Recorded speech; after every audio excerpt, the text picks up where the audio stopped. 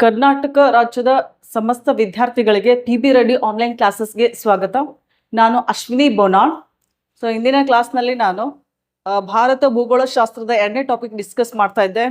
So topic ಹೆಸರು ಏನಂದ್ರೆ ಭಾರತದ ಪ್ರಾಕೃತಿಕ ವಿಭಾಗಗಳು. ಸೊ ಈ ಟಾಪಿಕ್ನಲ್ಲಿ ನಾವು 6 ಕ್ಲಾಸಿಫಿಕೇಶನ್ ಮಾಡಿದ್ವಿ. ಅದರಲ್ಲಿ ಒಂದನೇದು ಯಾವುದು?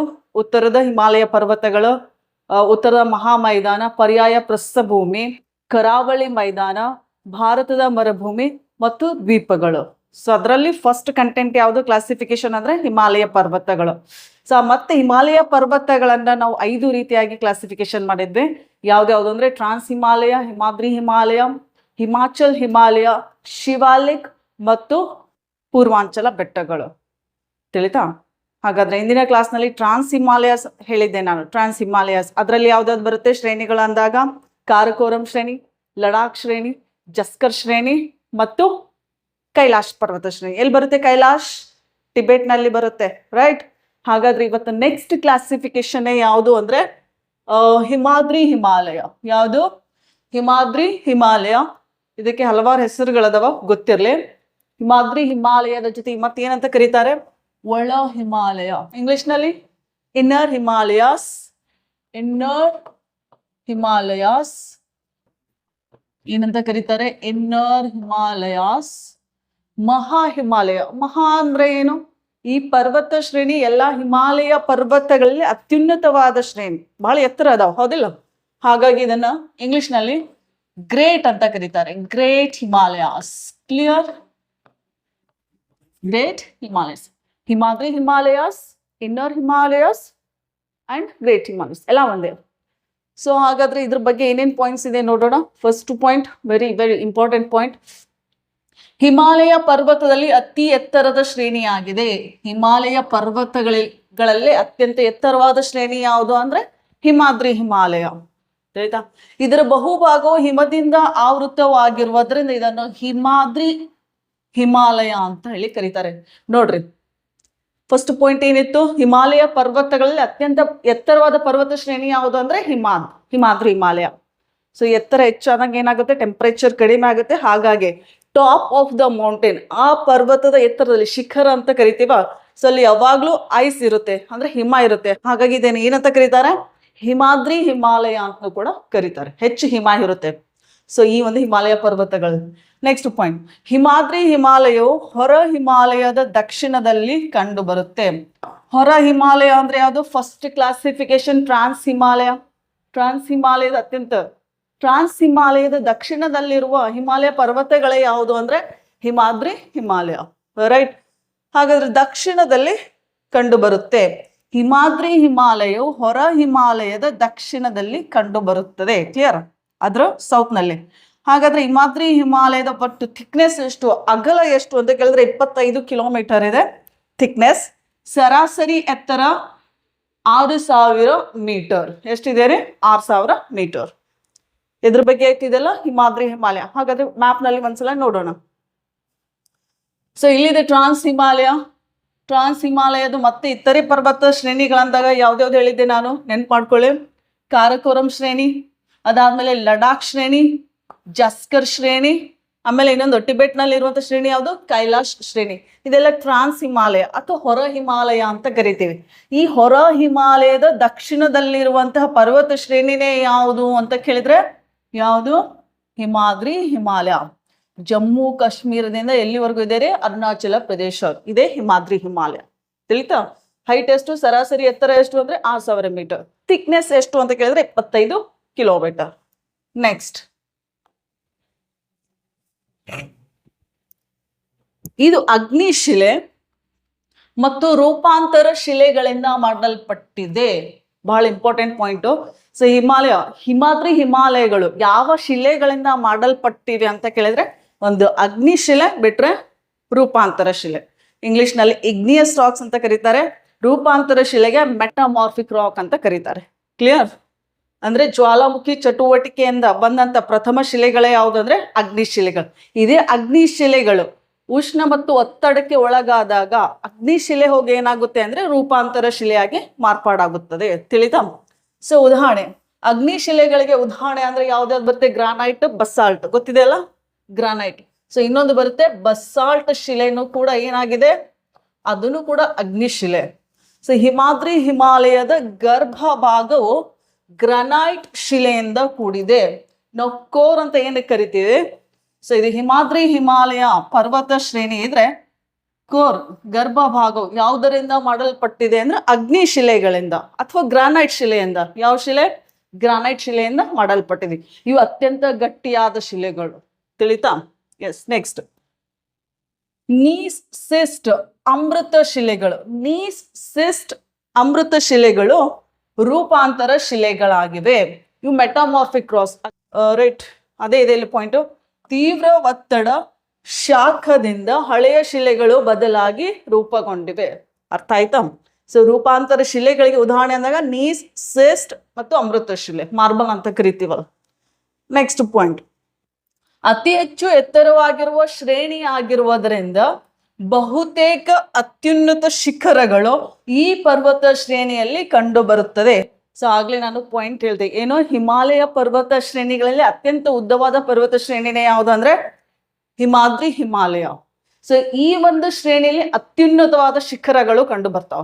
ಅತ್ಯುನ್ನತ ಶಿಖರಗಳಂದಾಗ ಸುಮಾರು 8,000 ಮೀಟರ್ಗಳಿಗಿಂತಲೂ ಎತ್ತರವಾದ ಶಿಖರಗಳು, 10 ಶಿಖರಗಳು ಕಂಡು ಬರುತ್ತವೆ. ಎಷ್ಟು ಶಿಖರಗಳು? 8,000 ಮೀಟರ್ಗಳಿಗಿಂತಲೂ ಎತ್ತರವಾದ 10 ಶಿಖರಗಳು. ಸೊ ಯಾವ ಪರ್ವತ ಶ್ರೇಣಿಯಲ್ಲಿ ಅಂತ ಕೇಳಿದಾಗ ಹಿಮಾದ್ರಿ ಹಿಮಾಲಯ ಪರ್ವತ ಶ್ರೇಣಿಯಲ್ಲಿ. ಅರ್ಥ ಆಯ್ತಾ? ನೋಡೋಣ, ಆ ಶಿಖರಗಳ ಹೆಸರು ಕೊಟ್ಟಿದ್ದೇನೆ ಇಲ್ಲಿ ಮುಂದೆ. ನೆಕ್ಸ್ಟ್, ಈ ಪರ್ವತ ಶ್ರೇಣಿಯಲ್ಲಿ ಕಂಡು ಬರ್ತೇವೆ. ಅದರಲ್ಲಿ ಒಂದೇದು ನೋಡ್ರಿ, ಪ್ರಪಂಚದಲ್ಲಿ ಅತ್ಯಂತ ಎತ್ತರವಾದ ಶಿಖರ ಯಾವುದು ಅಂತ ಕೇಳಿದ್ರೆ ಯಾವ್ದು ಹೇಳ್ತೀರಿ? Mount Everest. ಹಾಗಾದ್ರೆ ಮೌಂಟ್ ಎವರೆಸ್ಟ್ ಯಾವ ಶ್ರೇಣಿಯಲ್ಲಿ ಬರುತ್ತೆ ಅಂತ ಕೇಳಿದ್ರೆ Himadri Himalaya. Clear? So Mount Everest ಎಲ್ಲಿದೆ ರೀ? ಭಾರತ ದೇಶದಲ್ಲಿ ಇದೆನಾ? ಇಲ್ಲ. ಯಾವ ದೇಶದಲ್ಲಿ? ನೇಪಾಳ್ ಮತ್ತು ಟಿಬೆಟ್ ಬಾರ್ಡರ್ ನಲ್ಲಿದೆ. ನೇಪಾಳ ಅಂತೂ ತಗೋಬಹುದು. ಹಾಗಾದ್ರೆ ಹೈಟ್ ಎಷ್ಟು? 8,848 ಮೀಟರ್. ಸೆಕೆಂಡ್ ಹೈಯೆಸ್ಟ್ ನೋಡ್ರಿ, ವೇಟ್ ಮೌಂಟ್ ಎವರೆಸ್ಟ್ ಇದನ್ನ ನೇಪಾಳ ದೇಶದಲ್ಲಿ ಸಾಗರ್ ಮಾತಾ ಅಂತ ಕರೀತಾರೆ. ಏನಂತ ಹೇಳಿ? ಮೌಂಟ್ ಎವರೆಸ್ಟ್ಗೆ ನೇಪಾಳ ದೇಶದಲ್ಲಿ ಸಾಗರ್ ಮಾತಾ, ಚೀನಾದಲ್ಲಿ ಚೋಮೋಲುಂಗ್ಮಾ ಅಂತ ಕರೀತಾರೆ. ಗೊತ್ತಿರ್ಬೇಕು ಇದನ್ನು ಕೂಡ, ಅವರವರ ಭಾಷೆಯಲ್ಲಿ ಅದನ್ನ ಕರೀತಾರೆ. ನೇಪಾಳ ದೇಶದಲ್ಲಿ ಸಾಗರ್ ಮಾತಾ, ಚೀನಾ ದೇಶದಲ್ಲಿ ಚೋಮೋಲುಂಗ್. ಅರ್ಥ ಆಯ್ತಾ ಮೌಂಟ್ ಎವರೆಸ್ಟ್ಗೆ? Okay, right. ನೆಕ್ಸ್ಟ್, ಹಾಗಾದ್ರೆ ಎರಡನೇ ಶಿಖರ ನೋಡೋಣ. ಎರಡನೇ ಎತ್ತರ ಶಿಖರ ಹಿಮಾದ್ರಿ ಹಿಮಾಲಯದಲ್ಲಿ ಕಾಂಚನಜುಂಗ. ಯಾವ್ದ್ರಿ? ಕಾಂಚನಜುಂಗ. ಹೈಟ್ ಎಷ್ಟು? 8586 ಮೀಟರ್. ಹಾಗಾದ್ರೆ ಕಾಂಚನಜುಂಗ ಯಾವ ದೇಶದಲ್ಲಿದೆ ಅಂತ ಕೇಳಿದ್ರೆ ನಮ್ಮ ಭಾರತ ದೇಶದಲ್ಲಿ.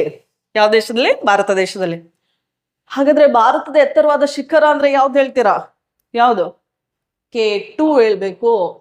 ಲಾಸ್ಟ್ ವಿಡಿಯೋದಲ್ಲಿ ನಾನು ಹೇಳಿದ್ದೆ K2. ಇದನ್ನು ಏನಂತ ಕರೀತಾರೆ? ಗಾಡ್ವಿನ್ ಆಸ್ಟಿನ್ ಅಂತ ಕೂಡ ಕರೀತಾರೆ. ಏನಂತ ಹೇಳಿ? Godwin Austin. ಇದ್ರ ಹೈಟ್ ಎಷ್ಟು? 8611 ಮೀಟರ್. ಹಾಗಾದ್ರೆ ಈ ಶಿಖರ ಯಾವ ಪರ್ವತ ಶ್ರೇಣಿಯಲ್ಲಿದೆ? ಟ್ರಾನ್ಸ್ ಹಿಮಾಲಯದ ಮೊದಲನೇ ಕ್ಲಾಸಿಫಿಕೇಶನ್ ಯಾವುದು? ಕಾರಕೋರಂ ಶ್ರೇಣಿಯಲ್ಲಿದೆ. ಎಲ್ಲಿದೆ ರೀ? ಕಾರಕೋರಂ ಶ್ರೇಣಿಯಲ್ಲಿ ಕಂಡು ಬರುವಂತಹ ಶಿಖರ K2. ಇದು ಭಾರತದ ಅತ್ಯಂತ ಎತ್ತರವಾದ ಶಿಖರ. ಗೊತ್ತಿರಲಿ, ಕನ್ಫ್ಯೂಸ್ ಮಾಡ್ಕೋಬೇಡಿ. ನೆಕ್ಸ್ಟ್, ಕಾಂಚನಜುಂಗ 8586 ಮೀಟರ್ ಭಾರತದಲ್ಲಿದೆ. ಕೆಲವೊಂದ್ಸಲ ಕ್ವಶನ್ ಈಗಲೂ ಕೇಳ್ಬೋದು, which is the highest peak of undisputed India ಅಂತ ಕೇಳಿದ್ರೆ ಯಾವ್ದು ಹೇಳ್ತೀರಿ? ಅನ್ಡಿಸ್ಪ್ಯೂಟೆಡ್, ವಿವಾದಿತವಲ್ಲದ ಭಾರತದ ಎತ್ತರವಾದ ಶಿಖರ ಅಂದಾಗ ಯಾವ್ದು ಹೇಳ್ಬೇಕು ಅಂದ್ರೆ ಕಾಂಚನಜುಂಗ ಅಂತ ಹೇಳ್ಬೇಕು. ಅರ್ಥ ಆಯ್ತಾ? ಯಾಕಂದ್ರೆ ಭಾರತ ಎತ್ತರವಾದ ಶಿಖರ K2 ಇದೆ. ಬಟ್ ಈ K2 ಎಲ್ಲಿದೆ ರೀ? ಎಲ್ಲಿದೆ K2? ಪಾಕಿಸ್ತಾನ್ ಆಕ್ಯುಪೈಡ್ ಕಾಶ್ಮೀರ್, ಹೌದಿಲ್ಲ? ಎಲ್ಲಿದೆ ರೀ? POK. ಸೊ ಈ ಭಾಗದಲ್ಲಿ ಬರುತ್ತೆ K2. ಬಟ್ ಈ ಪ್ಲೇಸ್ ಪಾಕಿಸ್ತಾನದಲ್ಲಿದೆ, ರೈಟ್? ವಶಪಡಿಸ್ಕೊಂಡಿದ್ದಾರೆ. ಹಾಗಾಗಿ ವಿವಾದವಿದೆ ಈ ಪ್ರದೇಶ POK ಮತ್ತು ಭಾರತದ ಮಧ್ಯೆ, ತಿಳಿತಾ? ಬಟ್ ಅಫಿಷಿಯಲ್ ಆಗಿ ನೋಡಿದ್ರೆ POK ಯಾರ್ದು? ಆ ಪ್ರದೇಶ ಮೊದಲು ಯಾರ್ದಿತ್ತು ಅಂದ್ರೆ ಭಾರತದ. ಸೊ ಭಾರತ ಎತ್ತರವಾದ ಶಿಖರ ಅಂದ್ರೆ K2ನೇ ಹೇಳ್ಬೇಕು. ವಿವಾದಿತವಲ್ಲದ ಭಾರತದ ಎತ್ತರವಾದ ಶಿಖರ ಅಂದಾಗ ಯಾವ್ದು ಹೇಳ್ಬೇಕು? Kanchenjunga. Clear? Okay, next point. So ಮೂರನೇ ಎತ್ತರವಾದ ಶಿಖರ ಲೋತ್ಸೆ. 8516 ಮೀಟರ್. ಎಲ್ಲಿದೆ ಲೋತ್ಸೆ ಅನ್ನೋದು? ನೇಪಾಳ ಮತ್ತು ಚೀನಾ ಬಾರ್ಡರ್ ನಲ್ಲಿದೆ. ನೆಕ್ಸ್ಟ್ ಮಕಾಲು 8485 ಮೀಟರ್, ನೇಪಾಳ ಮತ್ತು ಚೀನಾ ಬಾರ್ಡರ್ ನಲ್ಲಿದೆ. Cho Oyu 8188 meter, Nepal China. So almost highest peaks ಇರೋದು ನೇಪಾಳ ದೇಶದಲ್ಲಿ, ಬಿಟ್ರೆ ಚೈನಾ, ಬಿಟ್ರೆ ನಮ್ಮ ಇಂಡಿಯಾದಲ್ಲಿ. ನೆಕ್ಸ್ಟ್ ಧವಳಗಿರಿ ಫಸ್ಟ್, ಹೈಟ್ ಎಷ್ಟು? 8167 ಮೀಟರ್, ನೇಪಾಳ ದೇಶದಲ್ಲಿದೆ. ಮಾನಸ್ಲು 8163 ಮೀಟರ್, ನೇಪಾಳ ದೇಶದಲ್ಲಿ, ಹಾಗೆ ನೇಪಾಳ. ನಂಗಾ ಪರ್ವತ್ 8136 ಮೀಟರ್, ಎಲ್ಲಿದೆ? POK ನಂಗಾ ಪರ್ವತ್ ಎಲ್ಲಿದೆ? ಹಿಮಾಲಯ ಪರ್ವತಗಳ ಅತ್ಯಂತ ಪಶ್ಚಿಮದಲ್ಲಿರುವ ಎತ್ತರವಾದ ಶಿಖರ ಯಾವುದು ಅಂದ್ರೆ ಯಾವ್ದು ಹೇಳ್ಬೇಕು? ನಂಗಾ ಪರ್ವತ್. ಅದನ್ನು ಕೂಡ POK ಅಲ್ಲಿದೆ, ಗೊತ್ತಿರಲಿ. POK. Next Annapurna first 8091 meter, ಯಾವ ದೇಶದಲ್ಲಿದೆ ರೀ? Nepal. Shishapangma 8027 meter, Tibet. ಎಲ್ಲಿದೆ ರೀ? ಟಿಬೆಟ್. ಅತಿ ಹೆಚ್ಚು ಎತ್ತರವಾದ ಶಿಖರಗಳು ಇರೋದು ಎಲ್ಲಿ ಅಂತ ಕೇಳಿದ್ರೆ ನೇಪಾಳದಲ್ಲಿ. ಕ್ಲಿಯರ್? ಸೊ ಇವಿಷ್ಟು ನೋಡ್ರಿ, ಎಲ್ಲಾ ಶಿಖರಗಳು ನೋಡ್ರಿ ಹೈಟ್ ಎಷ್ಟಿದೆ? 8000 ಮೇಲೆ. ಅದಕ್ಕೆ ಇದೆ ನೋಡ್ರಿ, ಗ್ರೇಟ್ ಹಿಮಾಲಯದಲ್ಲಿ ಅಥವಾ ಹಿಮಾದ್ರಿ ಹಿಮಾಲಯದಲ್ಲಿ ಸುಮಾರು 8000 ಮೀಟರ್ಗಳಿಗಿಂತಲೂ ಎತ್ತರವಾದ 10 ಶಿಖರಗಳದಾವ. ಎಷ್ಟು? 10. ನೆಕ್ಸ್ಟ್ ಹಾಗಾದ್ರೆ ನಿಮ್ಗೊಂದು ಹೋಮ್ವರ್ಕ್ ಇಲ್ಲಿ. ಹೋಮ್ವರ್ಕ್ ಕಮೆಂಟ್ ಮಾಡ್ತೀರಾ ಆನ್ಸರ್? ಲಾಸ್ಟ್ ಟೈಮ್ ಒಂದು ಹೋಮ್ವರ್ಕ್ ಕೊಟ್ಟಿದ್ದೆ ಅಲ್ಲ ನಿಮ್ಗೆ? ಎಸ್. ಏನ್ ಕೇಳಿದ್ದೆ? ಕೆಲವೊಬ್ರು ಕಮೆಂಟ್ ನಲ್ಲಿ ಆನ್ಸರ್ ಕೂಡ ಮಾಡಿದ್ದೀರಿ. ಜಗತ್ತಿನಲ್ಲೇ ಅತ್ಯಂತ ಉದ್ದವಾದ ಹಿಮನದಿ ಯಾವುದು ಅಂತ ಕೇಳಿದ್ರೆ ಯಾವ್ದು ಹೇಳಿದ್ರಿ? ಯಾವುದು? ಲ್ಯಾಂಬರ್ಟ್. ಯಾವ್ದ್ರಿ? ಲ್ಯಾಂಬರ್ಟ್. ಹಾಗಾದ್ರೆ ಈ ಲ್ಯಾಂಬರ್ಟ್ ಹಿಮನದಿ ಎಲ್ಲಿದೆ ಅಂತ ಕೇಳಿದ್ರೆ ಅಂಟಾರ್ಕ್ಟಿಕ್ ಖಂಡದ ಪೂರ್ವದಲ್ಲಿ. It lies in Antarctic. ಎಲ್ಲಿದೆ ರೀ? ಅಂಟಾರ್ಕ್ಟಿಕ್ ಖಂಡದಲ್ಲಿದೆ. ತಿಳಿತಾ? ಬಟ್ ಇದು ಅಂಟಾರ್ಕ್ಟಿಕ್ ಖಂಡ ಭೂಮಿಯ ದಕ್ಷಿಣ ಧ್ರುವದಲ್ಲಿದೆ, ಹೌದಲ್ಲ? ಉತ್ತರ ಧ್ರುವ, ದಕ್ಷಿಣ ಧ್ರುವ. ಇದು ಆರ್ಕ್ಟಿಕ್ ರೀಜನ್, ಇದು ಉತ್ತರ ಧ್ರುವ. ಅಂಟಾರ್ಕ್ಟಿಕ್ ಖಂಡ ಬರೋದು ದಕ್ಷಿಣ ಧ್ರುವದಲ್ಲಿ. ನಾನು ಪ್ರಶ್ನೆ ಏನ್ ಕೇಳಿದೆ? ಧ್ರುವ ಪ್ರದೇಶಗಳನ್ನ ಹೊರತುಪಡಿಸಿ ಅತ್ಯಂತ ಉದ್ದವಾದ ಹಿಮನದಿ ಯಾವುದು ಅಂದ್ರೆ ಯಾವುದು? ಫೆಡ್ಚೆಂಕೋ ಗ್ಲೇಷಿಯರ್. ಯಾವ್ದ್ರಿ? ಫೆಡ್ಚೆಂಕೋ ಗ್ಲೇಷಿಯರ್. ಗ್ಲೇಷಿಯರ್ ಅಂದ್ರೆ ಹಿಮನದಿ. ತಿಳಿತಾ? ಫೆಡ್ಚೆಂಕೋ ಗ್ಲೇಷಿಯರ್. ಹಾಗಾದ್ರೆ ಈ ಗ್ಲೇಷಿಯರ್, ಈ ಹಿಮನದಿ ಎಲ್ಲಿದೆ ಅಂತ ಕೇಳಿದ್ರೆ ಪಾಮೀರ್ ಗ್ರಂಥಿ ಅಂತ ಕೇಳಿದ್ರೆ ಹೆಸರು? ಪಾಮೀರ್ ಗ್ರಂಥಿ ಸಿಯಾ. ಸೊ ಇದು ನಮ್ಮ ಇಂಡಿಯಾ ಈ ಭಾಗದಲ್ಲಿ ಬರುತ್ತೆ ನೋಡ್ರಿ, ಪಾಮೀರ್ ಗ್ರಂಥಿ. ಹಲವಾರು ಪರ್ವತ ಶ್ರೇಣಿಗಳು ಉಗಮ ಆಗೋದು ಪಾಮೀರ್ ಗ್ರಂಥಿಯಲ್ಲೇ. ತಿಳಿತಾ? ಪಾಕಿಸ್ತಾನದಲ್ಲಿ ಸುಲೇಮಾನ್ ರೇಂಜ್ ಅಂತ ಹೋಗುತ್ತೆ, ನಮ್ಮ ಇಂಡಿಯಾನಲ್ಲಿ ಕಾರಕೋರಂ ರೇಂಜ್, ಆಮೇಲೆ Kunlun Shan. Okay, right. So ಈ ಭಾಗದಲ್ಲಿ ಬರುವಂತ ಒಂದು ಹಿಮನದಿ ಯಾವುದು? ಫೆಡ್ಚೆಂಕೋ. ಪರ್ಟಿಕ್ಯುಲರ್ ನಮಗೆ ದೇಶ ಬೇಕು ಅಂದ್ರೆ ತಜಿಕಿಸ್ತಾನ ದೇಶದಲ್ಲಿದೆ. ಯಾವ ದೇಶ ರೀ? ತಜಿಕಿಸ್ತಾನ್. ಓಕೆ, ಧ್ರುವ ಪ್ರದೇಶಗಳನ್ನ ಹೊರತುಪಡಿಸಿ ಅತ್ಯಂತ ಉದ್ದವಾದ ಹಿಮನದಿನೇ ಫೆಡ್ಚೆಂಕೋ. ಅರ್ಥ ಆಯ್ತಾ? ನೆಕ್ಸ್ಟ್ ಹಾಗಾದ್ರೆ ಧ್ರುವ ಪ್ರದೇಶಗಳನ್ನು ಹೊರತುಪಡಿಸಿ ಎರಡನೇ ಉದ್ದವಾದ ಹಿಮನದಿ ಲಾಸ್ಟ್ ವಿಡಿಯೋದಲ್ಲಿ ಹೇಳಿದೆ, ಯಾವುದು? ಸಿಯಾಚಿನ್ ಗ್ಲೇಷಿಯರ್. ಸಿಯಾಚಿನ್ ಹೇಳಿದೆ. ಹಾಗಾದ್ರೆ ಮೂರನೇ ಉದ್ದವಾದ ಹಿಮನದಿ ಯಾವುದು? ಬಿಯಾಫೋ. ಯಾವುದು? ಬಿಯಾಫೋ ಹಿಮನದಿ. ಅರ್ಥ ಆಯ್ತಾ? ಇದು ಅಂಟಾರ್ಕ್ಟಿಕ್ ಖಂಡದಲ್ಲಿದೆ ಲ್ಯಾಂಬರ್ಟ್ ಗ್ಲೇಷಿಯರ್. ಧ್ರುವ ಪ್ರದೇಶ ಹೊರತುಪಡಿಸಿ ಅತ್ಯಂತ ಉದ್ದವಾದ ಹಿಮನದಿ ಫೆಡ್ಚೆಂಕೋ. ಸೆಕೆಂಡ್ ಲಾಂಗೆಸ್ಟ್ ಯಾವುದು? ಸಿಯಾಚಿನ್. ಥರ್ಡ್ ಲಾಂಗೆಸ್ಟ್ ಯಾವುದು ಅಂದ್ರೆ ಬಿಯಾಫೋ. ಸಿಯಾಚಿನ್ ಎಲ್ಲಿ ಬರುತ್ತೆ? ಲಡಾಖ್ನಲ್ಲಿ. ಬಿಯಾಫೋ ಎಲ್ಲಿ ಬರುತ್ತೆ ಅಂದ್ರೆ Gilgit, Pakistan. Clear? Okay. Next point. ಹಾಗಾದ್ರೆ ಇಲ್ಲೊಂದು ಹೋಮ್ವರ್ಕ್ ಇದೆ, ಸೊ ಇದನ್ನು ಕೂಡ ಕಮೆಂಟ್ ಮಾಡಿ. ಏಷ್ಯಾ ಖಂಡವನ್ನು ಹೊರತುಪಡಿಸಿ ಅತ್ಯಂತ ಎತ್ತರವಾದ ಶಿಖರ ಯಾವುದು? ಬಹುತೇಕ ಎತ್ತರವಾದ ಶಿಖರ ಕಂಡು ಬರುವುದು ನಮ್ಮ ಹಿಮಾಲಯನ್ ಪರ್ವತ ಶ್ರೇಣಿಯಲ್ಲಿ. ಅದನ್ನು ಹೊರತುಪಡಿಸಿ ಅಂದ್ರೆ ಏಷ್ಯಾ ಖಂಡವನ್ನು ಹೊರತುಪಡಿಸಿ ಎತ್ತರವಾದ ಶಿಖರ ಯಾವ ಖಂಡದಲ್ಲಿದೆ? ಆ ಶಿಖರದ ಹೆಸರು ಹೇಳ್ಬೇಕು. ಕಮೆಂಟ್ ಮಾಡ್ತೀರಲ್ಲ? ವೇಟ್ ಮಾಡ್ತೀನಿ. Right? So this is homework for you. Next, ಹಿಮನದಿಗಳು. ಇಂಗ್ಲಿಷ್ ನಲ್ಲಿ ಏನಂತಾರೆ ಹಿಮನದಿಗೆ? ಗ್ಲೇಷಿಯರ್ಸ್ ಅಂತ ಕರೀತಾರೆ. ಗ್ಲೇಷಿಯರ್ಸ್, ಹಿಮನದಿಗಳು. ಗಂಗೋತ್ರಿ ಗ್ಲೇಷಿಯರ್. ಹಾಗಾದ್ರೆ ಗಂಗೋತ್ರಿ ಗೊತ್ತಲ್ಲ, ಗಂಗಾ ನದಿ ಉಗಮ ಸ್ಥಳ ಗಂಗೋತ್ರಿ ಅಂತ ಕರಿತೀವಿ. ರೈಟ್? ಸೊ ಉದ್ದ 30 ಕಿಲೋಮೀಟರ್, ಹಾಗಾದ್ರೆ ಗಂಗೋತ್ರಿ ಬರೋದೆಲ್ರಿ ಯಾವ ರಾಜ್ಯದಲ್ಲಿ ಅಂದ್ರೆ ಉತ್ತರಾಖಂಡ್. ನೆಕ್ಸ್ಟ್ ಯಮುನೋತ್ರಿ, ಯಮುನಾ ನದಿಯ ಉಗಮ ಸ್ಥಳ ಯಮುನೋತ್ರಿ, ರೈಟ್, ಉದ್ದ 6 ಕಿಲೋಮೀಟರ್, ಉತ್ತರಾಖಂಡ್. ಹಾಗಾದ್ರೆ ಕಣಿವೆ ಮಾರ್ಗಗಳು, ನೆಕ್ಸ್ಟ್ ಪಾಯಿಂಟ್ ಏನಿದೆ, ಕಣಿವೆ ಮಾರ್ಗ. ಇನ್ನು ಕಣಿವೆ ಅಂದ್ರೆ ಏನು? ವಾಟ್ ಈಸ್ ಕಣಿವೆ, ಅಥವಾ ಇಂಗ್ಲಿಷ್ ನಲ್ಲಿ ವ್ಯಾಲಿ ಅಂತ ಕರೀತಾರೆ. ಏನು ಕಣಿವೆ ಅಂದ್ರೆ? ಎರಡು ಪರ್ವತ ಶ್ರೇಣಿಗಳ ಮಧ್ಯೆ, ಏನು, ಎರಡು ಪರ್ವತ ಶ್ರೇಣಿಗಳ ಮಧ್ಯೆ ತಗ್ಗಾದ ಉದ್ದವಾದ ಭೂ ಪ್ರದೇಶವನ್ನ ಕಣಿವೆ ಅಂತ ಕರೀತಾರೆ. ಅರ್ಥ ಆಯ್ತಾ? ಕಣಿವೆ ಮಾರ್ಗ, ರೈಟ್. ಸೊ ಕಣಿವೆ ಮಾರ್ಗಗಳು ಯಾವ್ದಾವ್ದಿದೆ ನೋಡ್ರಿ. ಗ್ರೇಟ್ ಹಿಮಾಲಯದಲ್ಲಿ ಝೋಜಿಲಾ ಕಣಿವೆ, ಝೋಜಿಲಾ ಪಾಸ್ ಅಂತ ಕರಿತೀವಿ, ಇಂಗ್ಲಿಷ್ ನಲ್ಲೇ ಪಾಸ್ ಅಂತ ನೋಡ್ರಿ, ಹೌದಾ? ಝೋಜಿಲಾ ಶ್ರೀನಗರ್ ಮತ್ತು ಲೇಹ ಸಂಪರ್ಕಿಸುತ್ತದೆ. ಇದು ಬಹಳ ಇಂಪಾರ್ಟೆಂಟ್ ನೋಡ್ರಿ, ಝೋಜಿಲಾ ಪಾಸ್. ಯಾಕಂದ್ರೆ ಸೊ ಭಾರತದ ಅತ್ಯಂತ ಉತ್ತರದಲ್ಲಿರುವ 2 ಕೇಂದ್ರಾಡಳಿತ ಪ್ರದೇಶಗಳು ಯಾವುದು ಹೇಳಿ ನೋಡೋಣ. ಯಾವ್ದ್ಯಾವ್ದು? ಒಂದು ಜಮ್ಮು ಕಾಶ್ಮೀರ ಇದೆ, ಇನ್ನೊಂದು ಯಾವ್ದ್ರಿ? ಲಡಾಖ್ ಇದೆ. So this is Ladakh and this is Jammu Kashmir. Jammu Kashmir ರಾಜಧಾನಿ ಯಾವುದು? ಶ್ರೀನಗರ್ ಇದೆ. ಲಡಾಖ್ನ ರಾಜಧಾನಿ ಯಾವುದು? ಲೇಹ್ ಇದೆ. ಸೊ ಶ್ರೀನಗರ್ ಮತ್ತು ಲೇಹಗಳನ್ನ ಸಂಪರ್ಕ ಮಾಡೋದು ಯಾವ ಪಾಸ್, ಯಾವ ಕಣಿವೆ ಮಾರ್ಗ ಅಂತ ಕೇಳಿದ್ರೆ ಝೋಜಿಲಾ. ಯಾವುದು? ಝೋಜಿಲಾ. ಇಂಪಾರ್ಟೆಂಟ್, ನೆನ್ಪಿಟ್ಕೊಳ್ಳಿ. ನೆಕ್ಸ್ಟ್ ಬಾರಾಲಾಚಲ, ಮನಾಲಿ ಮತ್ತು ಲೇಹ. ಇದು ಹಿಮಾಚಲ ಪ್ರದೇಶದಲ್ಲಿ ಬರುವಂತ ಒಂದು ಪಾಸ್. ಮನಾಲಿ ಮತ್ತು ಲೇಹಗಳನ್ನು ಸಂಪರ್ಕಿಸುತ್ತದೆ ಹಿಮಾಚಲ ಪ್ರದೇಶ. ಸಿಪ್ಕಿಲಾ, ಯಾವುದು? ಸಿಪ್ಕಿಲಾ ಶಿಮ್ಲಾ ಮತ್ತು ಟಿಬೆಟ್ಗಳನ್ನು ಸಂಪರ್ಕಿಸುತ್ತದೆ. ಏನೇನು ಸಂಪರ್ಕ ರೀ? ಶಿಮ್ಲಾ ಮತ್ತು ಟಿಬೆಟ್. ಶಿಮ್ಲಾ ಯಾವ ರಾಜ್ಯದ ರಾಜಧಾನಿ? ಶಿಮ್ಲಾ, ಹಿಮಾಚಲ ಪ್ರದೇಶ. ಶಿಮ್ಲಾ ಕ್ಯಾಪಿಟಲ್. ಸೊ ಶಿಮ್ಲಾ ಮತ್ತು ಟಿಬೆಟ್ಗೆ ಹೋಗ್ಬೇಕಾದ್ರೆ ಯಾವ ಕಣಿವೆ ಮಾರ್ಗದ ಮೂಲಕ ಅಂದ್ರೆ ಸಿಪ್ಕಿಲಾ ಕಣಿವೆ ಮಾರ್ಗದ ಮೂಲಕ, Shipkila. Okay, right. Next, so moving on to next slide. So ಅದಿಷ್ಟು Himadri Himalaya. Next classification, third classification ಯಾವುದು ಅಂದ್ರೆ ಹಿಮಾಚಲ್ ಹಿಮಾಲಯ ಅಥವಾ ಮಧ್ಯ ಹಿಮಾಲಯ ಅಥವಾ ಕೆಳ ಹಿಮಾಲಯ. ಇಂಗ್ಲಿಷ್ ನಲ್ಲಿ ಏನಂತ ಕರೀತಾರೆ? Himachal Himalayas, right. ಮಧ್ಯ ಹಿಮಾಲಯ ಅಂದ್ರೆ ಯಾವ್ದ್ರಿ? ಇಂಗ್ಲಿಷ್ ನಲ್ಲಿ ಏನಂತ ಕರೀತಾರೆ? ಮಧ್ಯ ಅಂದ್ರೆ ಮಿಡಲ್ ಹಿಮಾಲಯಸ್, ಕರೆಕ್ಟಾ? Middle Himalayas. ಆರ್ ಕೆಳ ಹಿಮಾಲಯ ಅಂದ್ರೆ ಹಿಮಾದ್ರಿ ಹಿಮಾಲಯಕ್ಕೆ ಹೋಲಿಸಿದ್ರೆ ಇವುಗಳ ಗಾತ್ರ ಕಡಿಮೆ ಅಂತ ಹೇಳಿದೆ, ಹಾಗಾಗಿ ಕೆಳ ಹಿಮಾಲಯ ಅಥವಾ ಲೆಸ್ಸರ್ ಹಿಮಾಲಯ, ಲೆಸ್ಸರ್ ಅದು ಲೋವರ್ ಹಿಮಾಲಯ ಅಂತ ಕೂಡ ಕರೀತಾರೆ. Lesser Himalayas. ಪ್ರತಿಯೊಂದು ಶಬ್ದನ ನೆನ್ಪಿಡ್ಬೇಕು. ಹಾಗಾದ್ರೆ ಪಾಯಿಂಟ್ಸ್ ನೋಡೋಣ ಬನ್ನಿ.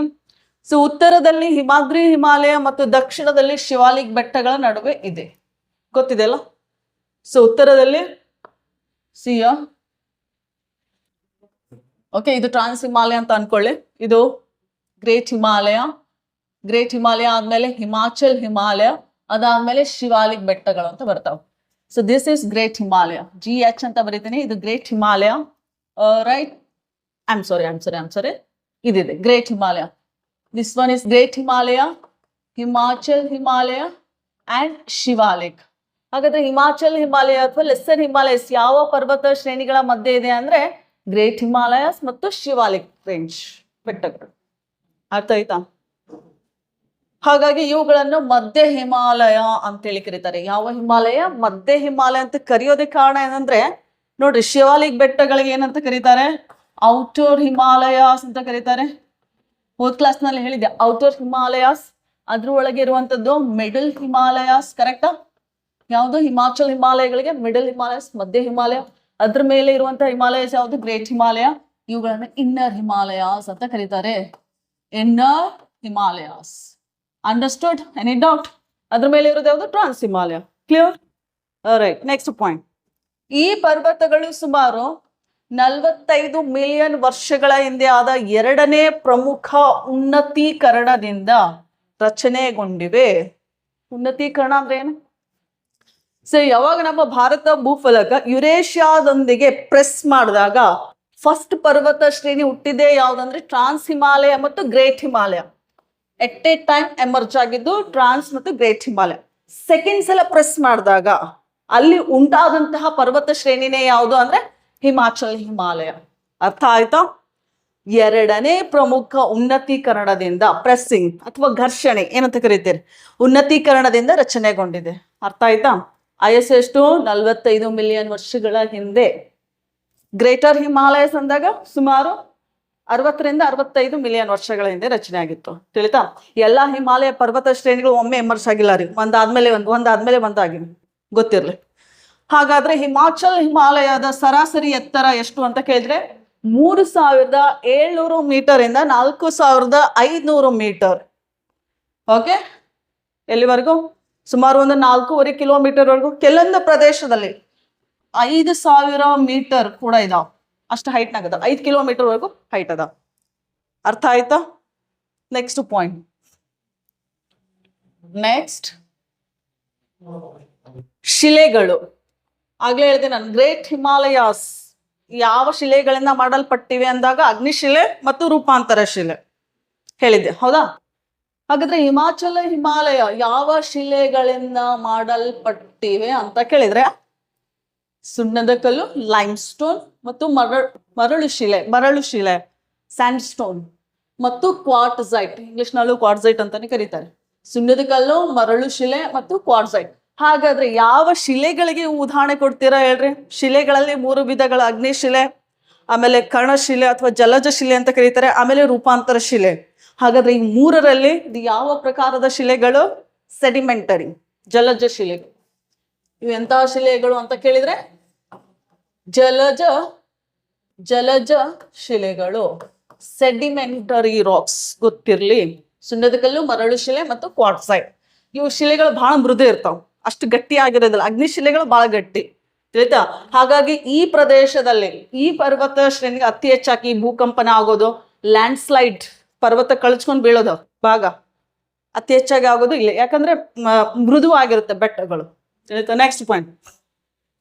ಈ ಪರ್ವತಗಳು ಭಾರೀ ಮಳೆ, ಅರಣ್ಯನಾಶ ಮತ್ತು ನಗರೀಕರಣದಿಂದಾಗಿ ವ್ಯಾಪಕವಾದ ಭೂ ಸವೆತಕ್ಕೆ ಒಳಗಾಗಿದೆ. ಸೊ ನೋಡ್ರಿ, ಈ ಹಿಮಾಲಯದಲ್ಲಿ ವರ್ಷ ಪೂರ್ತಿ ಅಂದ್ರೆ ಮಳೆ ಪ್ರಮಾಣ ಹೆಚ್ಚಿದೆ, ಮಳೆಯ ಪ್ರಮಾಣ ಹೆಚ್ಚು. ಆಮೇಲೆ ಆ ಪ್ರದೇಶದಲ್ಲಿ ಅತಿ ಹೆಚ್ಚು ಗಿರಿಧಾಮಗಳು ಇರೋದ್ರಿಂದ ಅಲ್ಲಿ ಕಾಡುಗಳನ್ನ ಕಟ್ ಮಾಡಿದ್ದಾರೆ. ಕಾಡು ಕಟ್ ಮಾಡಿದ್ರೆ ಏನಾಗುತ್ತೆ? ಮಣ್ಣು ಹರ್ಕೊಂಡು ಹೋಗುತ್ತೆ ಮಳೆ ಬಂದಾಗ, ಹೌದಲ್ಲ? ನೆಕ್ಸ್ಟ್ ನಗರೀಕರಣದಿಂದಾಗಿ ವ್ಯಾಪಕವಾದ ಭೂ ಸವೆತಕ್ಕೆ ನಗರೀಕರಣ ಅಂದ್ರೆ ಏನು? ಸಿಟೀಸ್ ಬಿಲ್ಟ್ ಮಾಡೋದು, ರೋಡ್ವೇ ಕನ್ಸ್ಟ್ರಕ್ಷನ್ಸ್, ಹೋಟೆಲ್ಸ್, ರೆಸಾರ್ಟ್ಸ್. ಹಾಗಾಗಿ ಭೂ ಸವೆತಕ್ಕೆ ಒಳಗಾಗಿದೆ. ಅರ್ಥ ಆಯ್ತಾ?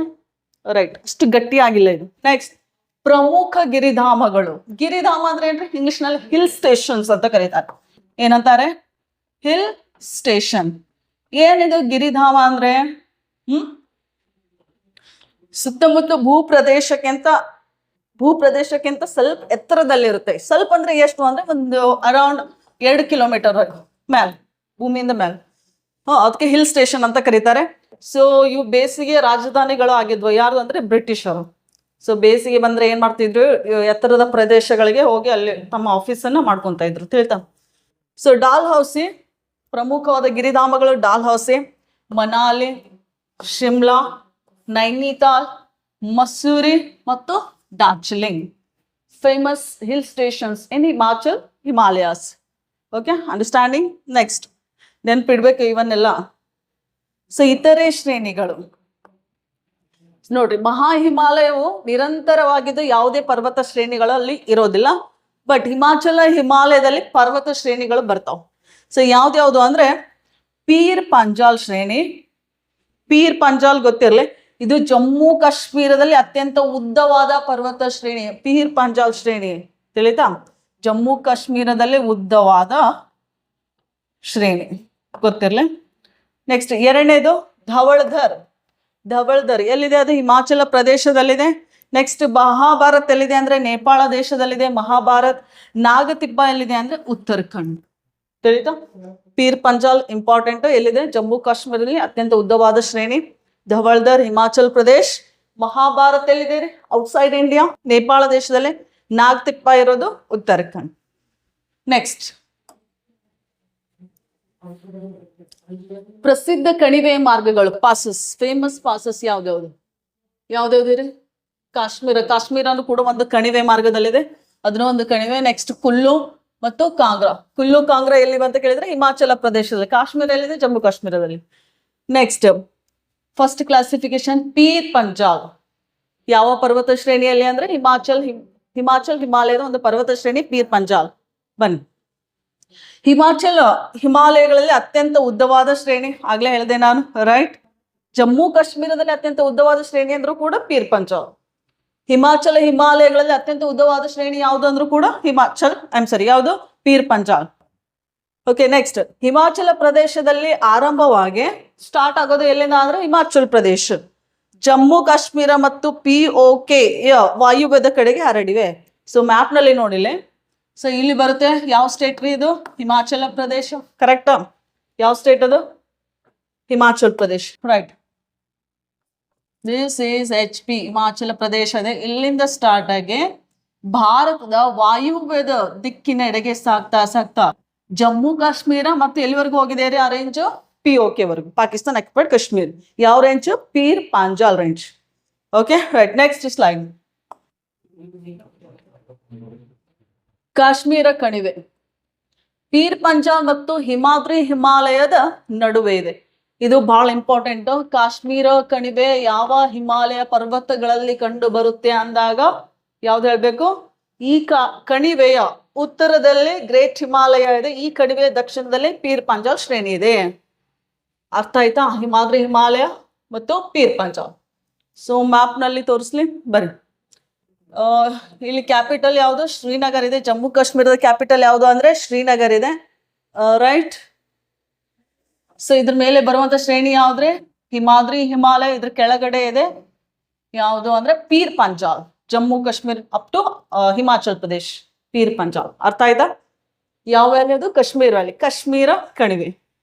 Okay, next. ಹಾಗಾದ್ರೆ ಇಲ್ಲಿ ಕಂಡು ಬರುವಂತ ಪ್ರಮುಖ ನದಿಗಳು, ಹರಿಯುವಂತ ನದಿಗಳು ಯಾವ್ದಾವ್ದು ಅಂದ್ರೆ ಇದು ರಾ ಆಗ್ಬೇಕು. ರಾವಿ,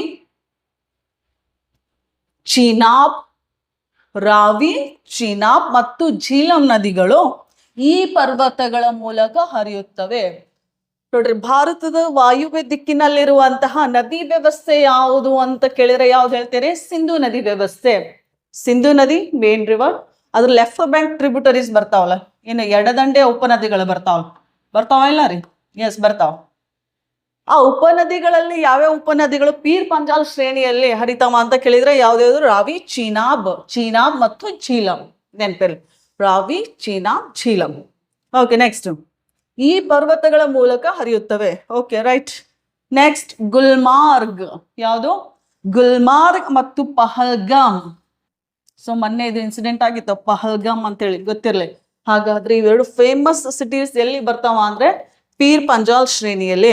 ಗುಲ್ಮಾರ್ಗ್ ಮತ್ತು ಪಹಲ್ಗಾಮ್ ಗಿರಿಧಾಮಗಳು ಕಾಶ್ಮೀರದ ಪೀರ್ ಪಂಜಾಲ್ ಶ್ರೇಣಿಯಲ್ಲಿವೆ. Gulmarg and Pahalgam, ನೆನಪಿರ್ಲಿ.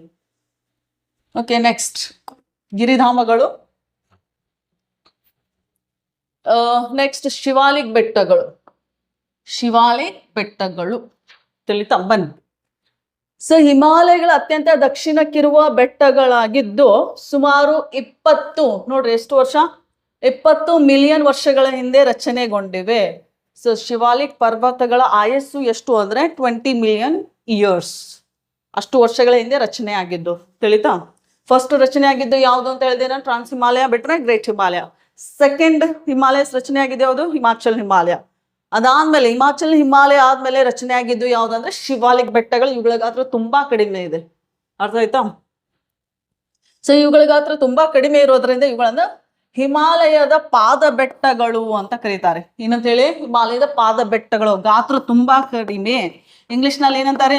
Foot hills of Himalayas ಅಂತ ಕೂಡ ಕರೀತಾರೆ ಇಂಗ್ಲಿಷ್ ನಲ್ಲಿ. ಫುಟ್ ಹಿಲ್ಸ್ ಆಫ್ ಹಿಮಾಲಯಸ್ ಬಹಳ ಗಿಡ್ಡಕ್ಕದಾವ. Okay, next. ಸರಾಸರಿ ಎತ್ತರ 900ರಿಂದ 1500. ನೋಡ್ರಿ, 900ರಿಂದ ಎಷ್ಟಿದೆ ರೀ? 1500 ಮೀಟರ್, 1.5 ಕಿಲೋಮೀಟರ್. ತಿಳಿತಾ? 2 ಕಿಲೋಮೀಟರ್ನು ಇಲ್ಲ, ರೈಟ್. ನೋಡಿ, ತೋರಿಸ್ತೀನಿ ಬರ್ರಿ ಮ್ಯಾಪ್ನಲ್ಲಿ. ಸೊ ಇದು ಕಾರಕೋರಂ ರೇಂಜ್ ಇದೆ, ಲಡಾಖ್ ಇದೆ, ಇದು ಜಸ್ಕರ್ ಇದೆ, ಹೌದಾ? ಇದೆಲ್ಲ ಟ್ರಾನ್ಸ್ ಹಿಮಾಲಯ. ನೆಕ್ಸ್ಟ್ ಇದು ಯೆಲ್ಲೋ ಕಲರ್ ಪೋರ್ಷನ್ ಬರುತ್ತಲ್ಲ, ಇದು ಗ್ರೇಟ್ ಹಿಮಾಲಯ. ಇದು ಯಾವುದು?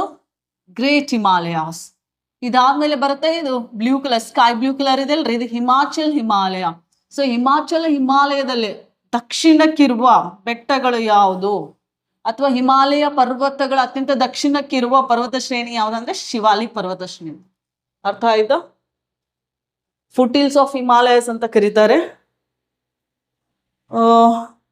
ಹೈಟ್ ಎಷ್ಟು? 900ರಿಂದ 1500 ಮೀಟರ್. Yes, next. ಈ ಬೆಟ್ಟಗಳು ಹಿಮಾಲಯ ಮತ್ತು ಉತ್ತರದ ಮಹಾಮೈದಾನ ನಡುವೆ ಹರಡಿಕೊಂಡಿದೆ. Second classification. ಮೇನ್ ಕ್ಲಾಸಿಫಿಕೇಶನ್ ನೋಡ್ರಿ ಇಲ್ಲಿ. ಹಾಗಾದ್ರೆ ಈ ಶಿವಾಲಿಕ್ ಬೆಟ್ಟಗಳು ಯಾವ 2 ಭೌಗೋಳಿಕ ಲಕ್ಷಣಗಳ ಮಧ್ಯೆ ಇದೆ ಅಂತ ಕೇಳಿದ್ರೆ ಸಿಬನ್ ಇವು ಶಿವಾಲಿಕ್ ಬೆಟ್ಟಗಳ ಅಂತ ಅನ್ಕೋರಿ. Okay, these are Shivaliks. ಈ ಹಿಮಾಲಯ ಪರ್ವತಗಳಾದ್ಮೇಲೆ ನೆಕ್ಸ್ಟ್ ಬರುವಂತಹ ಭೌಗೋಳಿಕ ಲಕ್ಷಣ ಯಾವ್ದ್ರೆ? ಉತ್ತರದ ಮಹಾಮೈದಾನ. ಇಲ್ಲೆಲ್ಲ ಏನಿದೆ ರೀ? ಮಹಾಮೈದಾನ. ಈ 2 ಲಕ್ಷಣಗಳ ಮಧ್ಯೆ ಶಿವಾಲಿಕ್ ಬೆಟ್ಟಗಳದಾವ. ಅರ್ಥ ಆಯ್ತಾ? ರೈಟ್. Next point. ಮಹಾ ಹಿಮಾಲಯ ಮತ್ತು ಮಧ್ಯ ಹಿಮಾಲಯದಿಂದ ಬರುತ್ತಿರುವ ನದಿಗಳು ನಿರಂತರವಾಗಿ ಸವೆತ ಕಾರ್ಯವನ್ನು ಉಂಟು ಮಾಡುತ್ತಾ ಶಿಲಾಚೂರುಗಳು ಸಂಚಯನಗೊಂಡು ಶಿವಾಲಿಕ್ ಬೆಟ್ಟಗಳ ರಚನೆಯಾದವು. Very very important. ಹಾಗಾದ್ರೆ ಭಾರತದ ಭೂಫಲಕ ಯುರೇಷಿಯಾ ಭೂಫಲಕದೊಂದಿಗೆ ಘರ್ಷಣೆ ಹೊಂದಿದಾಗ ಉಂಟಾದಂತಹ ಬೆಟ್ಟಗಳಲ್ಲ. ಸೊ ಹಾಗಾದ್ರೆ ನೋಡ್ರಿ, ಗ್ರೇಟ್ ಹಿಮಾಲಯಸ್ ಮತ್ತು ಹಿಮಾಚಲ್ ಹಿಮಾಲಯದಿಂದ ನದಿಗಳೇನ್ ಬರ್ತಿರ್ತಾವಲ್ಲ, ತಮ್ಮ ಜೊತೆ ಸೆಡಿಮೆಂಟ್ಸ್ ಅನ್ನ ತಗೊಂಡ್ ಬಂದು ಈ ಭಾಗದಲ್ಲಿ ಡೆಪಾಸಿಟ್ ಮಾಡಿರ್ತಾವ. ಅವೇ ಮುಂದೆ ಏನಾಗ್ಯಾವ ಅಂತ ಕೇಳಿದ್ರೆ ಶಿವಾಲಿಕ್ ಬೆಟ್ಟಗಳಾಗಿದಾವ. ಅರ್ಥ ಆಯ್ತಾ? ಇಲ್ಲಿನೂ ಕೂಡ ಅತಿ ಹೆಚ್ಚು ಸೆಡಿಮೆಂಟರಿ ರಾಕ್ಸ್ ಅದಾವ. ಸೆಡಿಮೆಂಟರಿ ಅಂದ್ರೆ ಜಲಜ ಶಿಲೆಗಳು. ತುಂಬಾ ಮೃದುವಾದ ಶಿಲೆಗಳು ಕೊಟ್ಟಿದ್ದಾರೆ ನೋಡಿ. Next point. ಶಿಲೆಗಳು ಸುಣ್ಣದ ಕಲ್ಲು ಸ್ಯಾಂಡ್ಸ್ಟೋನ್, ಲೈಮ್ ಸ್ಟೋನ್, ಮರಳು ಕಲ್ಲು ಅಂದ್ರೆ ಸ್ಯಾಂಡ್ಸ್ಟೋನ್, ಜೇಡಿ ಮಣ್ಣು ಅಂದ್ರೆ ಕ್ಲೇ, CLAY ಕ್ಲೇ. ಸೊ ಈ ಇಷ್ಟು ಶಿಲೆಗಳಿಂದ ಆ ಬೆಟ್ಟಗಳು ಮಾಡಲ್ಪಟ್ಟಿವೆ. ತಿಳಿತಾ? ನೋಡ್ರಿ, ಗ್ರೇಟ್ ಹಿಮಾಲಯಸ್ ಅಂದಾಗ ಅಗ್ನಿಶಿಲೆ ಮತ್ತು ರೂಪಾಂತರ ಶಿಲೆಗಳು. ಹಿಮಾಚಲ್ ಹಿಮಾಲಯ ಅಂದಾಗ ಮೃದು ಶಿಲೆಗಳು, ಸೇಮ್ ಶಿಲೆಗಳು ಅಲ್ಲಿ ಹೇಳಿದೆ, ಸೆಡಿಮೆಂಟರಿ ರಾಕ್ಸ್. ಅದೇ ರೀತಿಯಾಗಿ ಶಿವಾಲಿಕ್ ಬೆಟ್ಟಗಳು ಅಂದ ಕೂಡ ಸೆಡಿಮೆಂಟರಿ ರಾಕ್ಸ್ ಕೂಡ ಗೊತ್ತಿರ್ಬೇಕು, ಎಕ್ಸಾಮ್ನ ಕೇಳೋ ಸಾಧ್ಯತೆ ಇದೆ. ನೆಕ್ಸ್ಟ್, ಶಿವಾಲಿಕ್ನ ಮಧ್ಯಭಾಗದಲ್ಲಿ ಹಲವಾರು ಸಮತಟ್ಟಾದ ಮೈದಾನ ಪ್ರದೇಶಗಳಿವೆ. ಇವುಗಳನ್ನು ಏನಂತ ಕರೀತಾರೆ ಅಂದ್ರೆ ಡೂನ್ಗಳು ಎಂದು ಕರೆಯುತ್ತಾರೆ. ಡೂನ್ಸ್. ಹಾಗಾದ್ರೆ ಡೂನ್ಗಳು ಎಲ್ಲಿ ಕಂಡು ಬರ್ತಾವ ಅಂತ ಕೇಳಿದ್ರೆ 2 ಪರ್ವತ ಶ್ರೇಣಿಗಳ ಮಧ್ಯದಲ್ಲಿ ಏನಿರುತ್ತೆ? ಸಮತಟ್ಟಾದ ವಿಶಾಲವಾದ ಭೂಪ್ರದೇಶವನ್ನ ಡೂನ್ಸ್ ಅಂತೇಳಿ ಕರೀತಾರೆ. ಹಾಗಾದ್ರೆ ಡೂನ್ಗಳು ಕಂಡು ಬರೋದು ಯಾವ ಪರ್ವತ ಶ್ರೇಣಿಗಳ ಮಧ್ಯೆ? ಇದು ಗೊತ್ತಿರ್ಬೇಕು, ಎಕ್ಸಾಮ್ನ ಕೇಳೋ ಸಾಧ್ಯತೆ ಇದೆ. ಹಿಮಾಚಲ್ ಹಿಮಾಲಯ, ಯಾವ್ದಾವ್ದ್ರಿ? ಹಿಮಾಚಲ್ ಹಿಮಾಲಯ ಮತ್ತು ಶಿವಾಲಿಕ್ ಬೆಟ್ಟಗಳು. ಇದರ ದಕ್ಷಿಣದಲ್ಲಿ ಬರುವಂತ ಬೆಟ್ಟಗಳು ಯಾವ್ದಿದು? ಶಿವಾಲಿಕ್ ಬೆಟ್ಟಗಳು ಮಧ್ಯೆ ಏನ್ ಕಂಡು ಬರ್ತಾವ್ರಿ? ಡೂನ್. ವಿಶಾಲವಾದ ಸಮತಟ್ಟಾದ ಭೂಪ್ರದೇಶ, ಇದನ್ನೇ ಡೂನ್ಸ್ ಅಂತ ಕರೀತಾರೆ. ಅರ್ಥ ಆಯ್ತಾ? ನೆಕ್ಸ್ಟ್, ಅದಕ್ಕೆ ಉದಾಹರಣೆಗಳು ಯಾವ್ದ್ಯಾವ್ದು ಅಂದ್ರೆ, ಸೊ ಭಾರತದಲ್ಲಿ ಅತ್ಯಂತ ದೊಡ್ಡದಾದ ಡೂನ್ ಯಾವುದು ಅಂದ್ರೆ ಡೆಹ್ರಾಡೂನ್. ಹೆಸರಲ್ಲಿ ಇದೆ ಡೂನ್ ಅಂತ ಹೇಳಿ. ಡೆಹ್ರಾಡೂನ್, ಪತ್ಲಿ ಡೂನ್ ಮತ್ತು ಕಠ್ಮಂಡು, ಕ್ಯಾಪಿಟಲ್ ಆಫ್ ನೇಪಾಲ್ ಕಠ್ಮಂಡು, ಅದನ್ನು ಕೂಡ ಒಂದು ಡೂನ್ ಇದೆ. ನೆಕ್ಸ್ಟ್, ಸೊ ಕಣಿವೆಯ ಮಾರ್ಗಗಳು, ಪಾಸಸ್, ಫೇಮಸ್ ಪಾಸಸ್ ಯಾವ್ದು? ಓಕೆ, ದಿಹಾಂಗ್. ಯಾವ್ದ್ರೆ ಇದು? ದಿಹಾಂಗ್. ಕೇಳಿದಿರ ಹೆಸರು? ಬ್ರಹ್ಮಪುತ್ರ ನದಿ ಯಾವ ಕಣಿವೆ ಮಾರ್ಗದ ಮೂಲಕ ಭಾರತವನ್ನು ಪ್ರವೇಶ ಮಾಡುತ್ತೆ ಅಂದ್ರೆ ದಿಹಾಂಗ್ ಕಣಿವೆ. ರೈಟ್. ಸೊ ಬ್ರಹ್ಮಪುತ್ರ ನದಿಯು ಭಾರತವನ್ನು ಪ್ರವೇಶಿಸುತ್ತದೆ. ಗೊತ್ತಿದೆ ಅಲ್ವಾ? ಇದು ನಿಮ್ಮ ಭಾರತ ದೇಶ. ಸೊ ಇಲ್ಲಿದೆ ಬ್ರಹ್ಮಪುತ್ರ ನದಿ ಉಗಮ ಸ್ಥಳ ಯಾವ್ದ್ರಿ? ಚೇಮಿಯಾಂಗ್ಡಂಗ್ ಅಂತ ಕರಿತೇವೆ, ಹೌದಲ್ಲ? ಚೇಮಿಯಾಂಗ್ಡಂಗ್. ಓಕೆ, ಸೊ ಇದು ಈ ರೀತಿ ಪೂರ್ವಕ್ಕೆ ಇರೋದು, ನೆಕ್ಸ್ಟ್ ಭಾರತಕ್ಕೆ ಎಂಟ್ರಿ ಕೊಡುತ್ತಲ್ಲ. ಸೊ ಯಾವ ಕಣಿವೆ ಮಾರ್ಗದ ಮೂಲಕ ಅಂದಾಗ ದಿಹಾಂಗ್. ಯಾವುದು? ದಿಹಾಂಗ್ ಕಣಿವೆಯ ಮೂಲಕ ಭಾರತವನ್ನು ಪ್ರವೇಶ ಮಾಡುತ್ತೆ. Right. Next, Nathu La, Tibet Bharat ನಡುವಿನ ವ್ಯಾಪಾರ ಮಾರ್ಗ. ಸೊ ನಾಥುಲಾ ಪಾಸ್ ಇದನ್ನ ಏನಂತ ಕರೀತಾರೆ? ವ್ಯಾಪಾರ ಮಾರ್ಗ. ಅಂದ್ರೆ ಅತಿ ಹೆಚ್ಚು ರೇಷ್ಮೆ ಮಾರ್ಗ ಅಂತ ಕೂಡ ಕರೀತಾರೆ ನಾಥುಲಾ ಪಾಸ್. ಸೊ ಚೀನಾ ದೇಶದಿಂದ ಭಾರತಕ್ಕೆ ಯಾವಾಗ ರೇಷ್ಮೆ ತರ್ತಾ ಇದ್ವಿ ಆ ಮಾರ್ಗದ ಮೂಲಕ, ಹಾಗಾಗಿ ರೇಷ್ಮೆ ಮಾರ್ಗ ಅಂತ ಕೂಡ ಕರೀತಾರೆ. ನೆಕ್ಸ್ಟ್, ಜಲೆಪ್ಲಾ. ಸಿಕ್ಕಿಂ ಮತ್ತು ಟಿಬೆಟ್ ಅನ್ನ ಸಂಪರ್ಕಿಸುತ್ತದೆ. ಸಿಕ್ಕಿಲಾ. ಸತ್ಲೇಸ್ ನದಿಯು ಭಾರತವನ್ನು ಪ್ರವೇಶಿಸುತ್ತದೆ. ಸತ್ಲೇಸ್ ಯಾವ ನದಿ ಉಪನದಿ? ಸತ್ಲೇಸ್ ಸಿಂಧೂ ನದಿ ಉಪನದಿ. ಎಡದಂಡೆದ? Yes, right. ಹಾಗಾದ್ರೆ ಸಿಂಧು ನದಿ ನೋಡ್ರಿ ಇಲ್ಲಿ ಕ್ಲಿಯರ್. ಸೊ ಸತ್ಲೇಜ್ ನದಿ ಉಗಮ ಸ್ಥಳ ಅಂದಾಗ ಎಲ್ಲಿದೆ ರೀ? ಕೈಲಾಸ ಪರ್ವತದ ಪ್ರದೇಶದಲ್ಲಿ ಒಂದು ಸರೋವರ ಇದೆ, ಯಾವುದು? ರಾಕ್ಷಸ್ ಅಥವಾ ರಾಕಸ್ ಸರೋವರ ಅಂತೇಳಿ. ಅಲ್ಲಿ ಉಗಮವಾಗುವಂತ ಒಂದು ನದಿ ಇದು ಭಾರತ ದೇಶದ ಹಿಮಾಚಲ ಪ್ರದೇಶ ಮತ್ತು ಪಂಜಾಬ್ ರಾಜ್ಯಗಳ ಮೂಲಕ ಹರಿಯುವಂತ ಒಂದು ನದಿ ಯಾವುದು? ಸತ್ಲೇಜ್. ಹಾಗಾದ್ರೆ ಯಾವ ಒಂದು ಕಣಿವೆ ಮಾರ್ಗದ ಮೂಲಕ ಪ್ರವೇಶ ಮಾಡುತ್ತೆ ಅಂತ ಕೇಳಿದ್ರೆ ಸಿಪ್ಕಿಲಾ ಕಣಿವೆಯ ಮೂಲಕ. ಯಾವ ಕಣಿವೆ ಇದು? ಸಿಪ್ಕಿಲಾ. ಬ್ರಹ್ಮಪುತ್ರ ಅಂದಾಗ ನೆನಪಿರ್ಲಿ ದಿಹಾಂಗ ಕಣಿವೆ ಪ್ರವೇಶ ಮಾಡುತ್ತೆ ಭಾರತಕ್ಕೆ.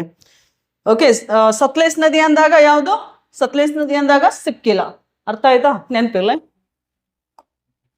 ನೆಕ್ಸ್ಟ್, ಓಕೆ, ಅದಿಷ್ಟು ಕ್ಲಾಸಿಫಿಕೇಶನ್ ಮುಗೀತು. ಇವಾಗ ಹಿಮಾಲಯದ ವರ್ಗೀಕರಣ ಮತ್ತು ವಿಭಾಗಗಳು. ಸೊ ಯಾವ ರೀತಿಯಾಗಿ ವರ್ಗೀಕರಣ ಮಾಡ್ತಾರೆ? ಓಕೆ, ಈ ಹಿಮಾಲಯ ಪರ್ವತಗಳು ಕೆಲವೊಂದ್ಸಲ ನದಿಗಳ ಆಧಾರದ ಮೇಲೆ ಕ್ಲಾಸಿಫಿಕೇಶನ್ ಮಾಡ್ತಾರೆ. ಇನ್ನು ಕೆಲವೊಂದ್ಸಲ ಈ ಪರ್ವತಗಳ ಎತ್ತರ, ಇಳಿಜಾರು, ಯಾವ ದಿಕ್ಕಿಗೆ ಚಾಚಿಕೊಂಡಿವೆ, ಅದಾದ್ಮೇಲೆ ಇದರ ಆಧಾರದ ಮೇಲೆ ಕ್ಲಾಸಿಫಿಕೇಶನ್ ಮಾಡ್ತಾರೆ. ಸೊ ಇಲ್ಲಿ ನೋಡೋಣ ಏನಿದೆ ಪಾಯಿಂಟು. ಹಿಮಾಲಯ ಪರ್ವತಗಳು ದೇಶದ 2 ಕೇಂದ್ರಾಡಳಿತ ಪ್ರದೇಶ, ಯೂನಿಯನ್ ಟೆರಿಟರಿ, ಮತ್ತು 11 ರಾಜ್ಯಗಳಲ್ಲಿ ಹರಡಿಕೊಂಡಿವೆ. 2 ಕೇಂದ್ರಾಡಳಿತ ಪ್ರದೇಶ ಮತ್ತು 11 ರಾಜ್ಯಗಳು, 11 ಸ್ಟೇಟ್ಸ್. ನೋಡೋಣ ಒಂದ್ಸಲ ಮ್ಯಾಪ್ನಲ್ಲಿ ಬನ್ನಿ. ಸೊ ಭಾರತದ ಅತ್ಯಂತ ಉತ್ತರದಲ್ಲಿರುವ ಕೇಂದ್ರಾಡಳಿತ ಪ್ರದೇಶ ಯಾವುದು ಹೇಳಿ ನೋಡೋಣ. ಒಂದು ಜಮ್ಮು ಕಾಶ್ಮೀರ ಇದೆ, ಇನ್ನೊಂದು ಯಾವುದು? Ladakh. This is J&K and this is Ladakh. So ಇಲ್ಲಿ ಕೂಡ ಏನದವ್ರಿ? ಹಿಮಾಲಯನ್ ಮೌಂಟೇನ್ಸ್, ಜಮ್ಮು ಕಾಶ್ಮೀರ ಮತ್ತು ಲಡಾಖ್. ಅದಾದ್ಮೇಲೆ ಲಡಾಖ್ ಕೆಳಗಡೆ ಯಾವ ರಾಜ್ಯ ಇದೆ ರೀ? ಇದು ಹಿಮಾಚಲ ಪ್ರದೇಶ. ಹಿಮಾಚಲ ಪ್ರದೇಶದ ದಕ್ಷಿಣದಲ್ಲಿರುವಂತಹ ರಾಜ್ಯ ಯಾವುದು? ಉತ್ತರಾಖಂಡ್. ಕರೆಕ್ಟಾ? ಉತ್ತರಾಖಂಡ್. ನೆಕ್ಸ್ಟ್ ಸಿಕ್ಕಿಂ ರಾಜ್ಯದಲ್ಲಿ ಅದಾವ? ಎಸ್ ಅದಾವ, ಸಿಕ್ಕಿಂ. ಈ ಸಿಕ್ಕಿಂ ರಾಜ್ಯದ ದಕ್ಷಿಣದಲ್ಲಿ ಯಾವ ರಾಜ್ಯ ಬರುತ್ತೆ ರೀ? West Bengal. Okay, West Bengal ಅಲ್ಲೂ ಕೂಡ ಏನವ ಅಂತ ಕೇಳಿದ್ರೆ ಹಿಮಾಲಯನ್ ಮೌಂಟೇನ್ಸ್ ಅದಾವ್ರಿ, ವೆಸ್ಟ್ ಬೆಂಗಾಲ್. ಅದಾದ್ಮೇಲೆ ಅರುಣಾಚಲ ಪ್ರದೇಶ್. ನೆಕ್ಸ್ಟ್ ಅರುಣಾಚಲ್ ಪ್ರದೇಶ ದಕ್ಷಿಣದಲ್ಲಿ, ಈ ಕಡೆ ಬಾರ್ಡರ್ನಲ್ಲಿ ಇದು ನಾಗಾಲ್ಯಾಂಡ್ ಇದೆ, ನಾಗಾ ಹಿಲ್ಸ್ ಬರುತ್ತಲ್ಲ, ನಾಗಾಲ್ಯಾಂಡ್. ಆಮೇಲೆ ಮಣಿಪುರ್. ಅದಾದ್ಮೇಲೆ ಮಿಜೋರಾಂ. 2 ಕೊಂಬುಗಳದವಲ್ರಿ, ಒಂದು ಮಿಜೋರಾಂ ಇದೆ, ಇನ್ನೊಂದು ಯಾವ್ದು? ತ್ರಿಪುರ ಇದೆ. So this is Tripura. ಅದಾದ್ಮೇಲೆ ಇದು ಯಾವ್ದ್ರೆ? ಮೇಘಾಲಯ. ಆಮೇಲೆ ಇದಿದೆ ಅಸ್ಸಾಂ. ಯಾವ ರಾಜ್ಯ ಇದು? ಅಸ್ಸಾಂ. ಒಟ್ಟು 2 ಕೇಂದ್ರಾಡಳಿತ ಪ್ರದೇಶ ಮತ್ತು 11 ರಾಜ್ಯಗಳಲ್ಲಿ ಏನದ ಅಂತ ಕೇಳಿದ್ರೆ ಹಿಮಾಲಯ ಪರ್ವತಗಳು. ಸೊ ಹೆಸರು ಇಲ್ಲೇ ಕೊಟ್ಟಿದ್ದೇನೆ, ನಾನು ಜಲ್ದಿ ಓದ್ಬಿಡ್ತೀನಿ. Jammu Kashmir, Ladakh, 2 union territory. ಹಿಮಾಚಲ್ ಪ್ರದೇಶ್, ಉತ್ತರಾಖಂಡ್, ಸಿಕ್ಕಿಂ, ಪಶ್ಚಿಮ ಬಂಗಾಳ, ಅರುಣಾಚಲ ಪ್ರದೇಶ, ನಾಗಾಲ್ಯಾಂಡ್, ಮಣಿಪುರ್, ಮಿಜೋರಾಂ, ತ್ರಿಪುರ ಮತ್ತು Assam. Okay, right. Next point, ನದಿ ಕಣಿವೆಗಳಿಂದ ವಿಂಗಡಿಸಲ್ಪಟ್ಟ ವಿಭಾಗಗಳು. ಆಗ್ಲೇ ಹೇಳಿದೆ, ನದಿಗಳ ಆಧಾರದ ಮೇಲೆ ಏನ್ ಮಾಡ್ತಾರೆ ಅಂದ್ರೆ ಡಿವಿಷನ್ಸ್ ಮಾಡ್ತಾರೆ ಹಿಮಾಲಯನ್ ಮೌಂಟೇನ್ಸ್ ಗಳನ್ನ. ಹಾಗಾದ್ರೆ ಯಾವ್ಯಾವ ನದಿಗಳು ಎಕ್ಸಾಮ್ ನಲ್ಲಿ ಕೇಳೋ ಸಾಧ್ಯತೆ ಇದೆ ನೋಡ್ರಿ. ಯಾವ ಹಿಮಾಲಯ ಪರ್ವತಗಳು ಯಾವ ನದಿಗಳ ಮಧ್ಯೆ ಕಂಡು ಬರ್ತಾವ ಅಂತ ಪ್ರಶ್ನೆ ಕೇಳ್ಬೋದು. ಸೊ ಇವಾಗ ನೋಡೋಣ, ನದಿ ಕಣಿವೆಗಳಿಂದ ವಿಂಗಡಿಸಲ್ಪಟ್ಟ ವಿಭಾಗಗಳು ಅಂದ್ರೆ ಹಿಮಾಲಯ ಪರ್ವತಗಳನ್ನ ನದಿಗಳ ಆಧಾರದ ಮೇಲೆ ವಿಂಗಡಣೆ ಮಾಡ್ತಾರೆ, ಡಿವಿಷನ್ಸ್ ಮಾಡ್ತಾರೆ. ಸೊ ಎಕ್ಸಾಮ್ ನಲ್ಲಿ ಕ್ವಶನ್ಸ್ ಕೇಳ್ಬೋದು. ಏನಂತ ಹೇಳಿ ಅಂದ್ರೆ, which of the Himalayan mountains lie in which of the 2 river valleys ಅಂತ ಹೇಳಿ. ಯಾವ ನದಿ, 2 ನದಿಗಳ ಮಧ್ಯೆ ಹಿಮಾಲಯ ಪರ್ವತಗಳು ಕಂಡು ಬರುತ್ತವೆ ಅಂತೇಳಿ ತಿಳಿತು. ನೋಡೋಣ ಬನ್ನಿ.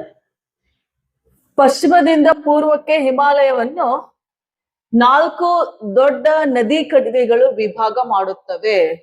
Okay, 4 rivers. ಯಾವ್ದ್ಯಾವ್ದು ನೋಡ್ರಿ ಇಲ್ಲಿ 4 ನದಿಗಳ ಹೆಸರು. ಅದರಲ್ಲಿ 1ನೇದು ಹಿಮಾಲಯ ಯಾವುದು ಅಂದ್ರೆ ಪಂಜಾಬ್ ಹಿಮಾಲಯಗಳು. ಹಾಗಾದ್ರೆ ಈ ಪಂಜಾಬ್ ಹಿಮಾಲಯಗಳು ಯಾವ 2 ನದಿ ಕಣಿವೆಗಳ ಮಧ್ಯೆ ಕಂಡು ಬರ್ತಾವ ಅಂದ್ರೆ ಸಿಂಧೂ ನದಿ ಮತ್ತು ಸತ್ಲೇಜ್ ನದಿ. ಸೊ ಸಿಂಧೂ ನದಿ ಗೊತ್ತಿದೆ ನಿಮ್ಗೆ, ಮೇನ್ ರಿವರ್ ಸಿಂಧೂ ರಿವರ್. ಸತ್ಲೇಜ್ ನದಿ ಅಂದಾಗ ಅದರ ಎಡದಂಡೆ ಉಪನದಿ ಯಾವುದು? ಸತ್ಲೇಜ್ ನದಿ. ಈ 2 ನದಿಗಳ ಮಧ್ಯೆ ಬರುವಂತ ಹಿಮಾಲಯ ಪರ್ವತ ಶ್ರೇಣಿ ಯಾವುದು ಅಂದ್ರೆ ಪಂಜಾಬ್ ಹಿಮಾಲಯಾಸ್. Okay right. ಹಾಗಿದ್ರೆ ಮ್ಯಾಪ್ ನಲ್ಲಿ ತೋರಿಸ್ತೀನಿ ಬರೀಲಿ. Okay right. So this is Indus river, ಕಾಣಿಸ್ತಾ ಇದೆನಾ? ಇಂಡಸ್ ರಿವರ್, ಸಿಂಧೂ ನದಿ. ಹಾಗಾದ್ರೆ ಇದರ ಉಪನದಿ ಯಾವ್ದ್ರಿ? ಸತ್ಲಜ್ ನದಿ. This is Sutlej river. Clear? Sindhu ನದಿ ಮತ್ತು ಸತ್ಲಜ್ ನದಿ ಇರುವಂತ ಹಿಮಾಲಯ ಪರ್ವತಗಳಿಗೆ ಏನಂತ ಕರೀತಾರೆ ಅಂತ ಕೇಳಿದ್ರೆ ಪಂಜಾಬ್ ಹಿಮಾಲಯಾಸ್. ಏನಂತ ಕರೀತಾರೆ? ಪಂಜಾಬ್ ಹಿಮಾಲಯಗಳು. ನದಿ ಹೆಸರು ಹೇಳಿ ಒಂದ್ಸಲ. ಸಿಂಧು ಮತ್ತು ಸತ್ಲಜ್ ನದಿ. ಸಿಂಧು ಮತ್ತು ಸತ್ಲಜ್ ನದಿ ಮತ್ತೆ ಯಾವ Himalayas? Punjab Himalayas. Actually Punjab ರಾಜ್ಯದಲ್ಲಿ ಹಿಮಾಲಯ ಪರ್ವತಗಳು ಇಲ್ಲ, ಆದ್ರೆ ಹೆಸರು ಯಾಕೆ ಪಂಜಾಬ್ ಹಿಮಾಲಯ ಅಂತ ಇದೆ ಅಂತ ಕೇಳಿದ್ರೆ, ಮೊದಲು ಇದು ಜಮ್ಮು ಕಾಶ್ಮೀರ ಅಂತೇಳಿ ಹೆಸರು ಇರ್ಲಿಲ್ಲ, ಇಡೀ ಪಂಜಾಬ್ ಏರಿಯಾನೇ ಇತ್ತದು. ಹಾಗಾಗಿ ಅಲ್ಲಿ ಕಂಡು ಬರೋದ್ರಿಂದ ಅವುಗಳನ್ನ ಪಂಜಾಬ್ ಹಿಮಾಲಯ ಅಂತ ಕರೀತಾ ಇದ್ರು. ತಿಳಿತಾ? ನೆಕ್ಸ್ಟ್. ಹಾಗಾದ್ರೆ ಲೆಂತ್ ಎಷ್ಟಿದೆ? 560 ಕಿಲೋಮೀಟರ್. ಈ ಹಿಮಾಲಯಗಳ ಉದ್ದ ಎಷ್ಟು ಅಂದ್ರೆ 560 ಕಿಲೋಮೀಟರ್. ಆ ನದಿಯಿಂದ ಆ ನದಿವರೆಗೂ. ನೆಕ್ಸ್ಟ್ ಎರಡನೇ ಕ್ಲಾಸಿಫಿಕೇಶನ್ ನೋಡೋಣ. ಕುಮಾವು ಹಿಮಾಲಯಗಳು. ಕುಮಾವು ಹಿಮಾಲಯಗಳು. ಸೊ ಯಾವ ನದಿಯಿಂದ ಯಾವ ನದಿಯವರೆಗೂ? ಸತ್ಲಜ್ ನದಿಯಿಂದ ಕಾಳಿ ನದಿ. ಸತ್ಲಜ್ ನದಿ to Kali river. Okay right. ಹಾಗಾದ್ರೆ ಲೆಂತ್ ಎಷ್ಟು ಅಂದ್ರೆ 320 ಕಿಲೋಮೀಟರ್. ಇಲ್ಲಿ ಬನ್ನಿ. ಸೊ ಇದು ಸತ್ಲಜ್ ರಿವರ್ ಇದೆ. ಸತ್ಲಜ್ ರಿವರ್, ಸಿಂಧು ನದಿ ಉಪನದಿ ಸತ್ಲಜ್ ನದಿ. ಹಾಗೆ ಕಾಳಿ ರಿವರ್, ಕಾಳಿದು ಗಂಗಾ ನದಿಯ ಉಪನದಿ. ಸೊ ಗಂಗಾ ನದಿ ಉಪನದಿ ಅಂತ ಹೇಳ್ಬೋದು. ಹಾಗಾದ್ರೆ ಈ ಎರಡು ನದಿಗಳ ಮಧ್ಯೆ ಇರುವಂತ ಹಿಮಾಲಯ ಪರ್ವತಗಳೇ ಯಾವುದು ಅಂತ ಕೇಳಿದ್ರೆ ಕುಮಾವು ಹಿಮಾಲಯಸ್. ಯಾವ್ದ್ರಿ? ಕುಮಾವು. ಕುಮಾವು ಹಿಮಾಲಯಗಳು. ಯಾವ ನದಿ? Sutlej to Kali river. Clear? Next Nepal ಹಿಮಾಲಯಗಳು. ಕಾಳಿ ನದಿಯಿಂದ ತೀಸ್ತಾ ನದಿವರೆಗೂ ಎಷ್ಟು ಕಿಲೋಮೀಟರ್ ಇದೆ ರೀ ಲೆಂತ್? 800 ಕಿಲೋಮೀಟರ್. ಸೊ ಕಾಳಿ ನದಿಯಿಂದ ತೀಸ್ತಾ ನದಿವರೆಗೂ ಇರುವಂತಹ ಮೌಂಟೇನ್ಸೇ ಯಾವುದು? ಹಿಮಾಲಯ ಪರ್ವತಗಳಿಗೆ ಏನಂತ ಕರೀತಾರೆ ಅಂದ್ರೆ ನೇಪಾಳ್ ಹಿಮಾಲಯಾಸ್. ಏನಂತ ಕರೀತಾರೆ? ನೇಪಾಳ್ ಹಿಮಾಲಯಗಳು. ನೇಪಾಳ್ ಹಿಮಾಲಯಗಳು. ಕ್ಲಿಯರ್? ನೆಕ್ಸ್ಟ್ ಯಾವ ನದಿ? ತೀಸ್ತಾ ನದಿ. ತೀಸ್ತಾ ನದಿ ಯಾವ ನದಿ ಉಪನದಿ? ಬ್ರಹ್ಮಪುತ್ರ ನದಿಯ ಉಪನದಿ. Right. Next. So fourth one Assam ಹಿಮಾಲಯಗಳು. ಅಸ್ಸಾಂ ಹಿಮಾಲಯಗಳು ಯಾವ ನದಿಯಿಂದ ಯಾವ ನದಿವರೆಗೂ? ತೀಸ್ತಾ ನದಿ ಟು ದಿಹಾಂಗ್ ನದಿ. ಸೊ ಲೆಂತ್ ಎಷ್ಟು ಅಂದ್ರೆ 720 kilometer. Teesta to Dihang river. Dihang ಇದನ್ನು ಕೂಡ ಬ್ರಹ್ಮಪುತ್ರ ನದಿಯ ಉಪನದಿ. ರೈಟ್. ಎಡದಂಡೆ ಉಪನದಿ. ಸೊ ತೀಸ್ತಾ ಎಲ್ಲಿಂದ ಬರುತ್ತೆ? ಸಿಕ್ಕಿಂ ಹಿಮಾಲಯಾಸ್ ನಿಂದ ಬರುತ್ತೆ. ಸಿಕ್ಕಿಂ ಅಥವಾ ಭೂತಾನ್ ಹಿಮಾಲಯಾಸ್ ನಿಂದ ಬಂದು ಬಾಂಗ್ಲಾದೇಶದಲ್ಲಿ ಬ್ರಹ್ಮಪುತ್ರ ನದಿಗೆ ಸೇರುವಂತ ಒಂದು ನದಿ ತೀಸ್ತಾ ನದಿ. ರೈಟ್. ಹಾಗಾದ್ರೆ ತೀಸ್ತಾ ನದಿ ಮತ್ತು ದಿಹಾಂಗ್ ನದಿ ನಡುವೆ ಇರುವಂತಹ ಹಿಮಾಲಯ ಪರ್ವತಗಳು ಯಾವುದು ಅಂದ್ರೆ ಅಸ್ಸಾಂ ಹಿಮಾಲಯಾಸ್. ಯಾವುದು? ಅಸ್ಸಾಂ ಹಿಮಾಲಯಸ್. ಅರ್ಥ ಆಯ್ತಾ? ನದಿಗಳ ಆಧಾರದ ಮೇಲೆ ಇನ್ನೊಂದ್ಸಲ ಹೇಳ್ತೀನಿ ಬರ್ರಿ. ಸೊ ನದಿಗಳ ಆಧಾರದ ಮೇಲೆ ಹಿಮಾಲಯಗಳನ್ನ ಎಷ್ಟು ರೀತಿಯಾಗಿ ವರ್ಗೀಕರಿಸಲಾಗಿದೆ ಅಂತ ಕೇಳಿದ್ರೆ 4 ರೀತಿಯಾಗಿ. ಎಷ್ಟು ರೀತಿಯಾಗಿ? 4 ರೀತಿಯಾಗಿ. ಒಂದೇದು ಯಾವುದು? ಪಂಜಾಬ್ ಹಿಮಾಲಯಸ್, ಎರಡನೇದು ಕುಮಾವ್ ಹಿಮಾಲಯಸ್, ಮೂರನೇದು ನೇಪಾಲ್ ಹಿಮಾಲಯಸ್, ನಾಲ್ಕನೇದು ಅಸ್ಸಾಂ ಹಿಮಾಲಯಸ್. ನದಿಗಳು ಕೂಡ ಗೊತ್ತಿರ್ಲಿ. ಹಾಗಾಗಿ ಇಲ್ಲಿ ಒಂದು ಟ್ರಿಕ್ ಕೊಟ್ಟಿದ್ದೀನಿ ನೋಡ್ರಿ. ಸೀಸ ಕಾತಿರಿ. ಸಿ ಅಂದ್ರೆ ಏನು? ಸಿ ಅಂದ್ರೆ ಸಿಂಧು ನದಿ. ಸಿಂಧು ನದಿಯಿಂದ ಸತ್ಲಜ್ ನದಿ, ಸತ್ಲಜ್ ನದಿಯಿಂದ ಕಾಳಿ, ಕಾಳಿಯಿಂದ ತೀಸ್ತಾ, ತೀಸ್ತಾಯಿಂದ ದಿಹಾಂಗ್. ರೈಟ್. ಯಾವ್ಯಾವ ಹಿಮಾಲಯಾಸ್? ಸಿಂಧು ನದಿಯಿಂದ ಸತ್ಲಜ್ ನದಿವರೆಗೆ ಇರುವಂತ ಹಿಮಾಲಯಸ್ ಪಂಜಾಬ್ ಹಿಮಾಲಯಸ್. ಸತ್ಲಜ್ ನದಿಯಿಂದ ಕಾಳಿ ನದಿಯ ಮಧ್ಯೆ ಇರುವಂತ ಹಿಮಾಲಯಸ್ ಕುಮಾವು ಹಿಮಾಲಯಸ್. ನೆಕ್ಸ್ಟ್ ಕಾಳಿಯಿಂದ ತೀಸ್ತಾವರೆಗೆ ಇರುವಂತ Himalayas Nepal Himalayas. Then Teesta to Dihang river ಇರುವಂತಹ ಹಿಮಾಲಯ ಪರ್ವತಗಳು ಯಾವುದು ಅಂದ್ರೆ ಅಸ್ಸಾಂ ಹಿಮಾಲಯಸ್. ಅರ್ಥ ಆಯ್ತಾ? ರೈಟ್. ನೆಕ್ಸ್ಟ್.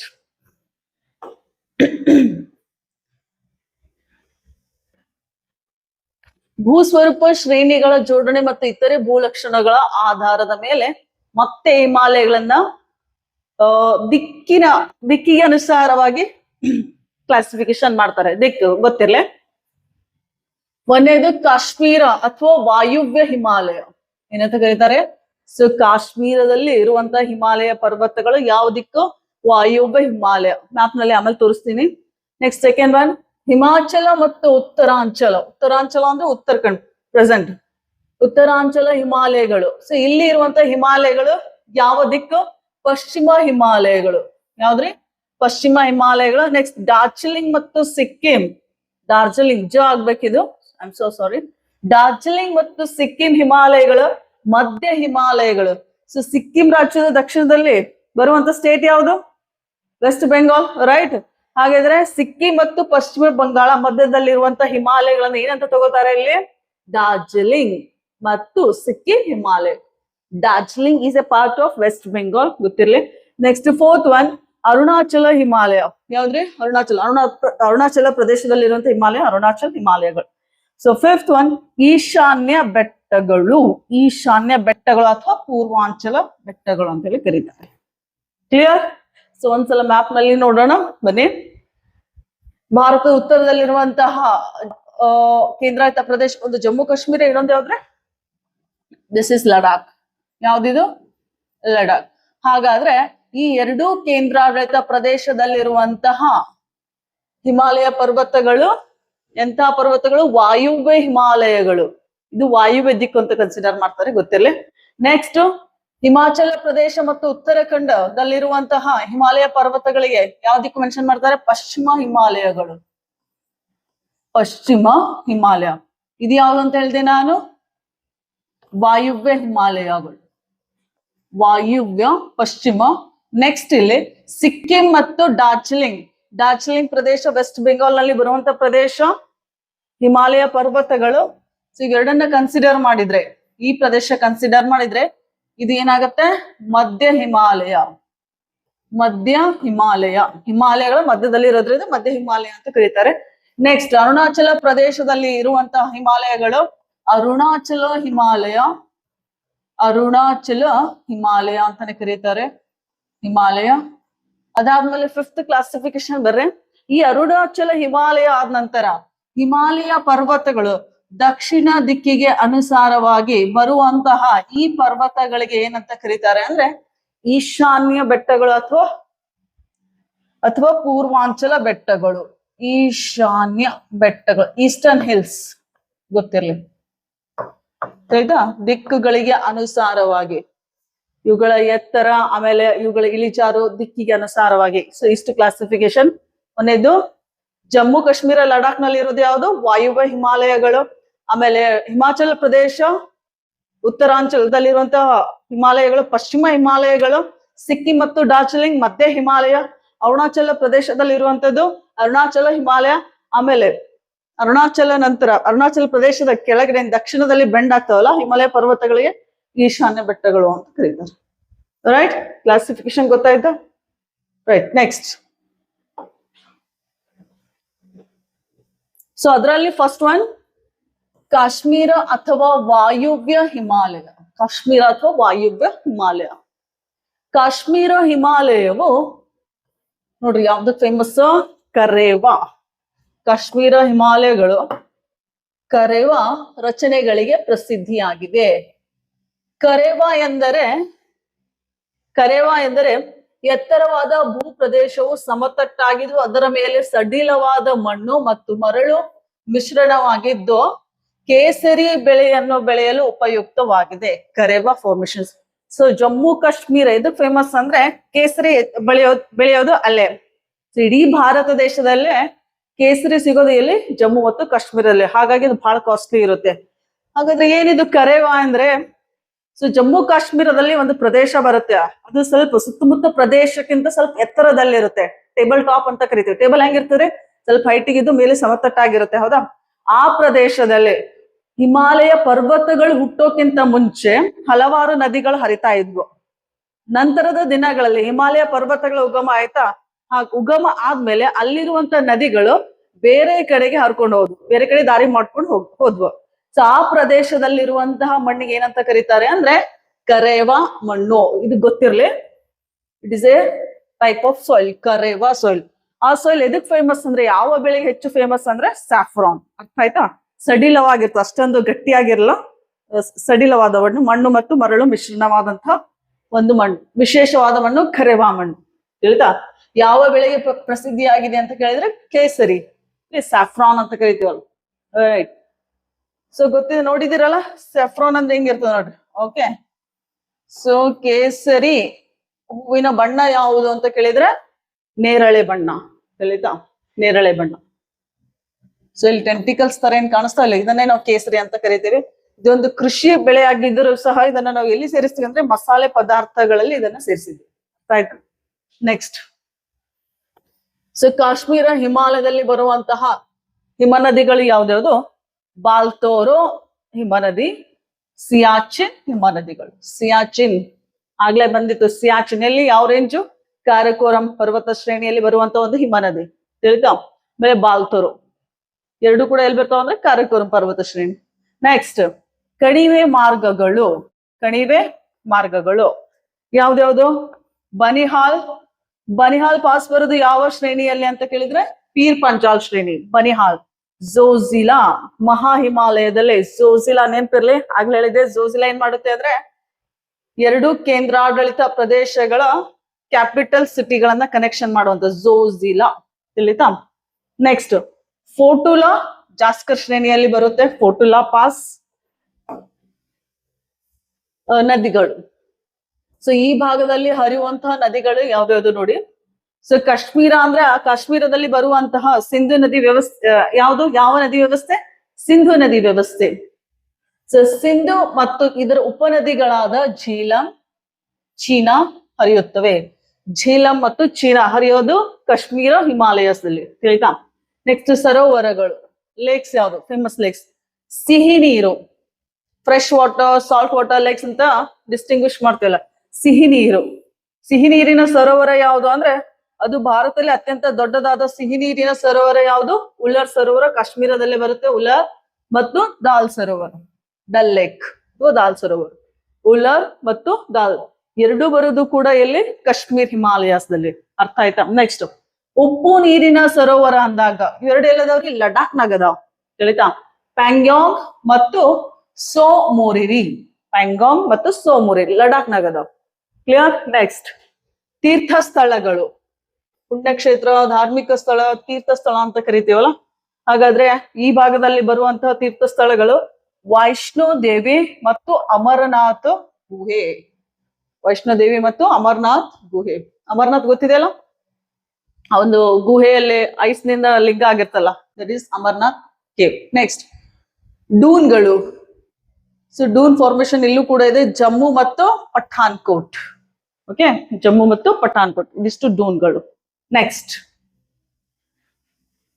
ಡೂನ್ಗಳು ಎಲ್ಲಿ ಕಂಡು ಬರ್ತವೆ? ಯಾವ ಪರ್ವತ ಶ್ರೇಣಿಗಳ ಮಧ್ಯೆ? ಹಿಮಾಚಲ್ ಮತ್ತು ಶಿವಾಲಿಕ್ ಮಧ್ಯೆ.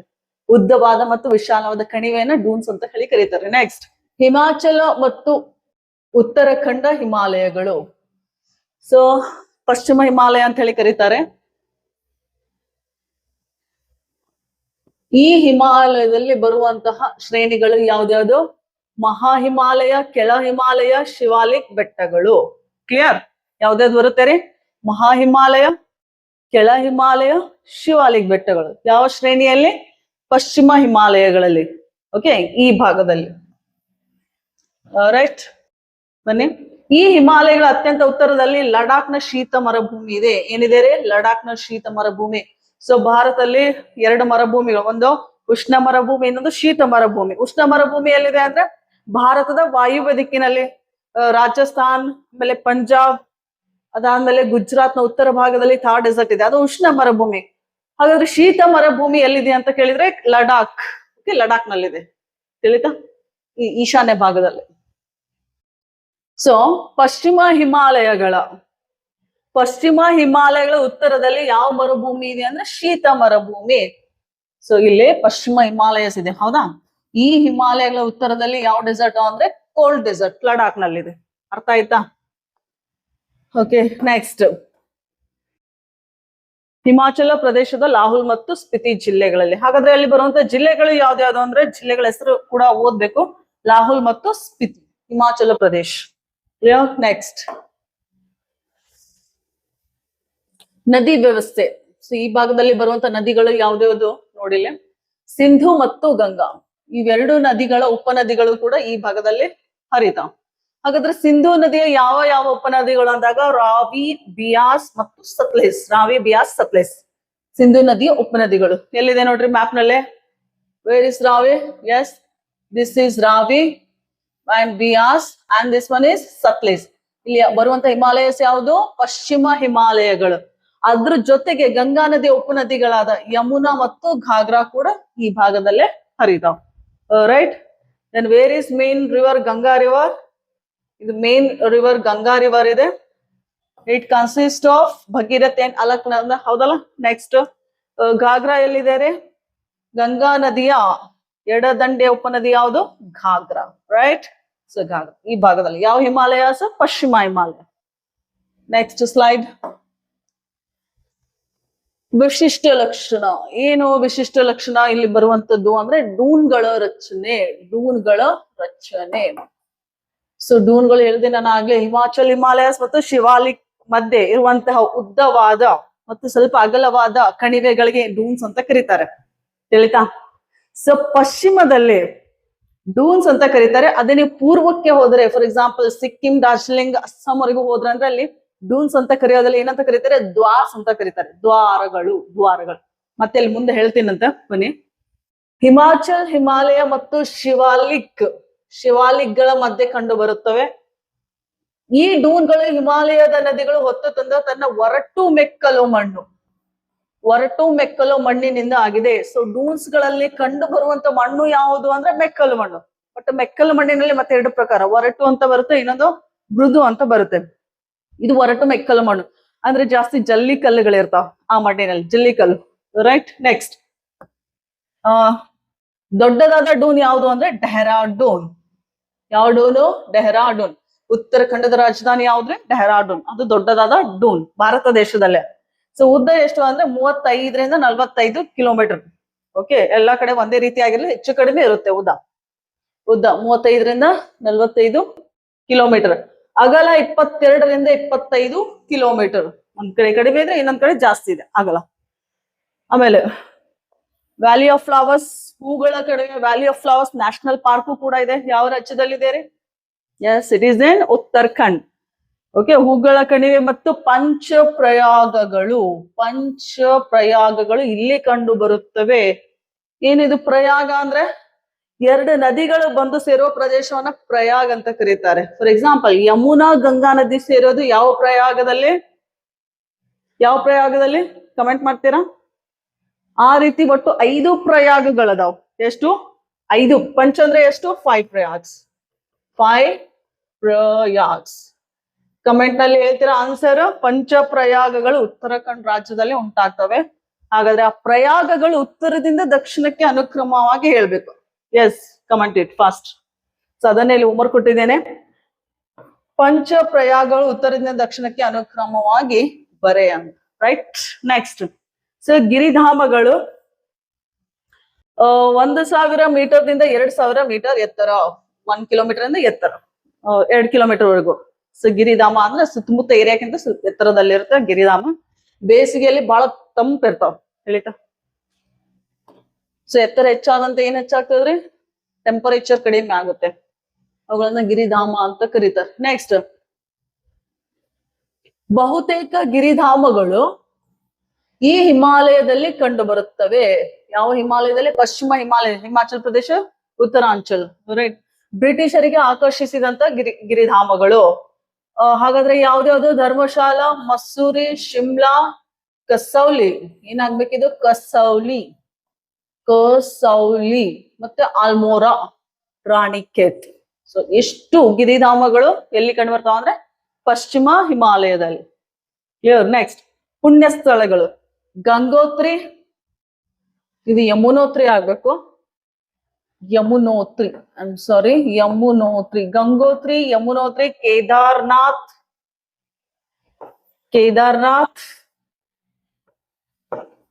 ಅದಾದ್ಮೇಲೆ ಬದ್ರಿನಾಥ್. ಓಕೆ, ಗಂಗೋತ್ರಿ, ಯಮುನೋತ್ರಿ, ಕೇದಾರ್ನಾಥ್, ಬದ್ರಿನಾಥ್ ಇವೆಲ್ಲ ಪುಣ್ಯಕ್ಷೇತ್ರಗಳು. ಸೊ ಇಲ್ಲಿ ಒಂದು ಪಿಕ್ಚರ್ ಕೂಡ ಇದೆ ಬದ್ರಿನಾಥ್ದು. ಸೊ ಬದ್ರಿನಾಥ್ ಗೊತ್ತಿದಲ್ಲ, ಟೆಂಪಲ್, ಉತ್ತರಾಖಂಡ್. ನೆಕ್ಸ್ಟ್, ಬುಡಕಟ್ಟು ಜನಾಂಗ ಭೋಟಿಯಾಸ್. ಯಾವ ಬುಡಕಟ್ಟು ಜನಾಂಗ ಕಂಡು ಬರ್ತಾರೆ ಅಂದ್ರೆ ಭೋಟಿಯಾಸ್. ಅವ್ರದ್ದು ಕೂಡ ಇಮೇಜಸ್ ಇಲ್ಲಿದೆ ನೋಡ್ರಿ. ಅವ್ರದ್ದು ಕಾಸ್ಟ್ಯೂಮ್ ಹೆಂಗಿದೆ, ಜ್ಯುವೆಲ್ರಿ ಎಲ್ಲ ಹಾಕೊಂಡಿದ್ದಾರೆ. So this is the exact picture of Bhotias. ಎಲ್ಲಿರ್ತಾರೆ? ಪಶ್ಚಿಮ ಹಿಮಾಲಯಗಳಲ್ಲಿ. ಇವರು ಅಲೆಮಾರಿ ಜನಾಂಗದವರಾಗಿದ್ದು ಬೇಸಿಗೆಯಲ್ಲಿ ಬುಗ್ಯಾಲ್ ಅಂದ್ರೆ ಗೊತ್ತಿರ್ಲಿ, ಬೇಸಿಗೆ ಹುಲ್ಲುಗಾವಲು ಪ್ರದೇಶಕ್ಕೆ ಅದಕ್ಕೆ ಬುಗ್ಯಾಲ್ ಅಂತ ಕರೀತಾರೆ. ವಲಸೆ ಹೋಗಿ ನಂತರ ಚಳಿಗಾಲದಲ್ಲಿ ಕಣಿವೆಗೆ ಮರಳಿ ಬರುತ್ತಾರೆ. ಬೇಸಿಗೆ ಕಾಲ ಬಂದಾಗ ಸ್ವಲ್ಪ ಎತ್ತರದ ಪ್ರದೇಶಗಳಿಗೆ ಹೋಗ್ತಾರೆ, ಮತ್ತೆ ಚಳಿಗಾಲ ಬಂದಾಗ ಮತ್ತೆ ಪುನಃ ಅದೇ ಪ್ರದೇಶಕ್ಕೆ ಬರ್ತಾರೆ. ಆಯ್ತಾ? ಸೊ ಯಾವ ಟ್ರೈಬಲ್? ಬುಗ್ಯಾಲ್ಸ್. ನೆಕ್ಸ್ಟ್ ಹಿಮಾಲಯಸ್ ಯಾವ್ದ್ರಿ? ಡಾರ್ಜಿಲಿಂಗ್ ಮತ್ತು ಸಿಕ್ಕಿಂ ಹಿಮಾಲಯಾಸ್. ಇದನ್ನ ಮಧ್ಯ ಹಿಮಾಲಯ ಅಂತ ಕೂಡ ಕರೀತಾರೆ. ಡಾರ್ಜಿಲಿಂಗ್ ಅನ್ನೋ ಬೆಟ್ಟಗಳು ಎಲ್ಲದವ್ರೆ? ಎಲ್ಲದವ್? ವೆಸ್ಟ್ ಬೆಂಗಾಲ್. ಇಲ್ಲಿ ಕಾಣಿಸ್ತಾ ಇದೆಯಲ್ಲ, ಇದು ಸಿಕ್ಕಿಂ ಇದೆ. ಗ್ರೀನ್ ಕಲರ್ ಪೋರ್ಷನ್ ಏನಿದೆ ಅಲ್ಲ, ಇದು ಡಾರ್ಜಿಲಿಂಗ್. ವೆಸ್ಟ್ ಬೆಂಗಾಲ್ ನ ಮುಂದುವರೆದ ಉತ್ತರದ ಭಾಗ ಡಾರ್ಜಿಲಿಂಗ್ ಅಂತ ಕರೀತಾರೆ. ಸೊ ಕಿರಿದಾದ ಪರ್ವತಗಳು, ಆದ್ರೆ ಅತ್ಯಂತ ಮಹತ್ವದ ಭಾಗಗಳು. ಅಂದ್ರೆ ಹೈಟ್ ಕಮ್ಮಿ ಇದೆ ಈ ಪರ್ವತಗಳು, ಬಟ್ ಮಹತ್ವದ ಭಾಗವಾಗಿವೆ. ನೋಡೋಣ ಎದಕ್ ಇಂಪಾರ್ಟೆಂಟ್ ಅಂತ ಹೇಳಿ. ಈ ಪರ್ವತಗಳ ಯಾವ ಹಿಮಾಲಯಸ್ ಇವೆ? ನೇಪಾಳ ಹಿಮಾಲಯ ಮತ್ತು ಪೂರ್ವದಲ್ಲಿ ಭೂತಾನ ಹಿಮಾಲಯಗಳಿವೆ. ನೋಡ್ರಿ, ಸಿಕ್ಕಿಂ ರಾಜ್ಯ ನೋಡಿದಾಗ ಇದರ ಪೂರ್ವದಲ್ಲಿ ಭೂತಾನ ದೇಶ ಇದೆನಾ? ನೇಪಾಳ ಇದೆ. ಇಲ್ಲಿ ನೇಪಾಳ ಹಿಮಾಲಯಸ್ ಇದೆ. ಸೊ ಸಿಕ್ಕಿಂ ರಾಜ್ಯದ ಪೂರ್ವದಲ್ಲಿ ಭೂತಾನ್ ಹಿಮಾಲಯಸ್ ಇದೆ. ಈ ಭಾಗದಲ್ಲಿ ಕಾಣಿಸ್ತಾ ಇದೆನಾ? ಸೊ ಇದು ನೇಪಾಳ್ ಹಿಮಾಲಯಾಸ್ ಅಂಡ್ ಅದರ ಪೂರ್ವದಲ್ಲಿ ಭೂತಾನ್ ಹಿಮಾಲಯಾಸ್. ಇವೆರಡರ ಮಧ್ಯೆ ಇದೆ. ಯಾವ ಹಿಮಾಲಯಸ್? ಡಾರ್ಜಿಲಿಂಗ್ ಮತ್ತು ಸಿಕ್ಕಿಂ ಹಿಮಾಲಯ, ಎರಡರ ಮಧ್ಯೆ. ನೆಕ್ಸ್ಟ್, ಹಾಗಾದ್ರೆ ಅಲ್ಲಿ ಹರಿಯುವಂತಹ ನದಿ ಯಾವುದು ಅಂದ್ರೆ, ಅತಿ ವೇಗವಾಗಿ ಹರಿಯುವ ನದಿ ತೀಸ್ತಾ ನದಿ. ಬಹಳ ಫಾಸ್ಟ್ ಹರಿತದೆ, ಯಾಕಂದ್ರೆ ಬೆಟ್ಟದ ಮೇಲಿಂದ ಹರಿಬೇಕಲ್ಲ. ಫಾಸ್ಟ್ ಫ್ಲೋಯಿಂಗ್ ರಿವರ್ ಅಂತ ಕರಿತೀವಿ. ಯಾವುದು? ತೀಸ್ತಾ ಯಾವ ನದಿ ಉಪನದಿ ರೀ?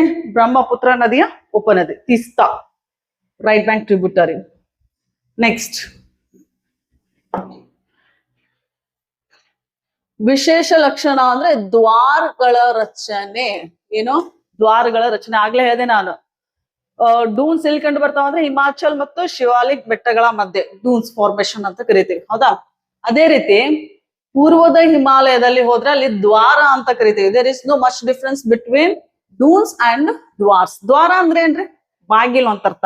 ಬಾಗಿಲು ಗೊತ್ತಿರ್ಲಿ. ಇವು ನದಿಗಳ ಪ್ರವಾಹದಿಂದ ಉಂಟಾದ ಮೈದಾನ ಪ್ರದೇಶಗಳು. ಯಾವ್ದ್ರಿಂದ ಉಂಟಾಗಿದೆ?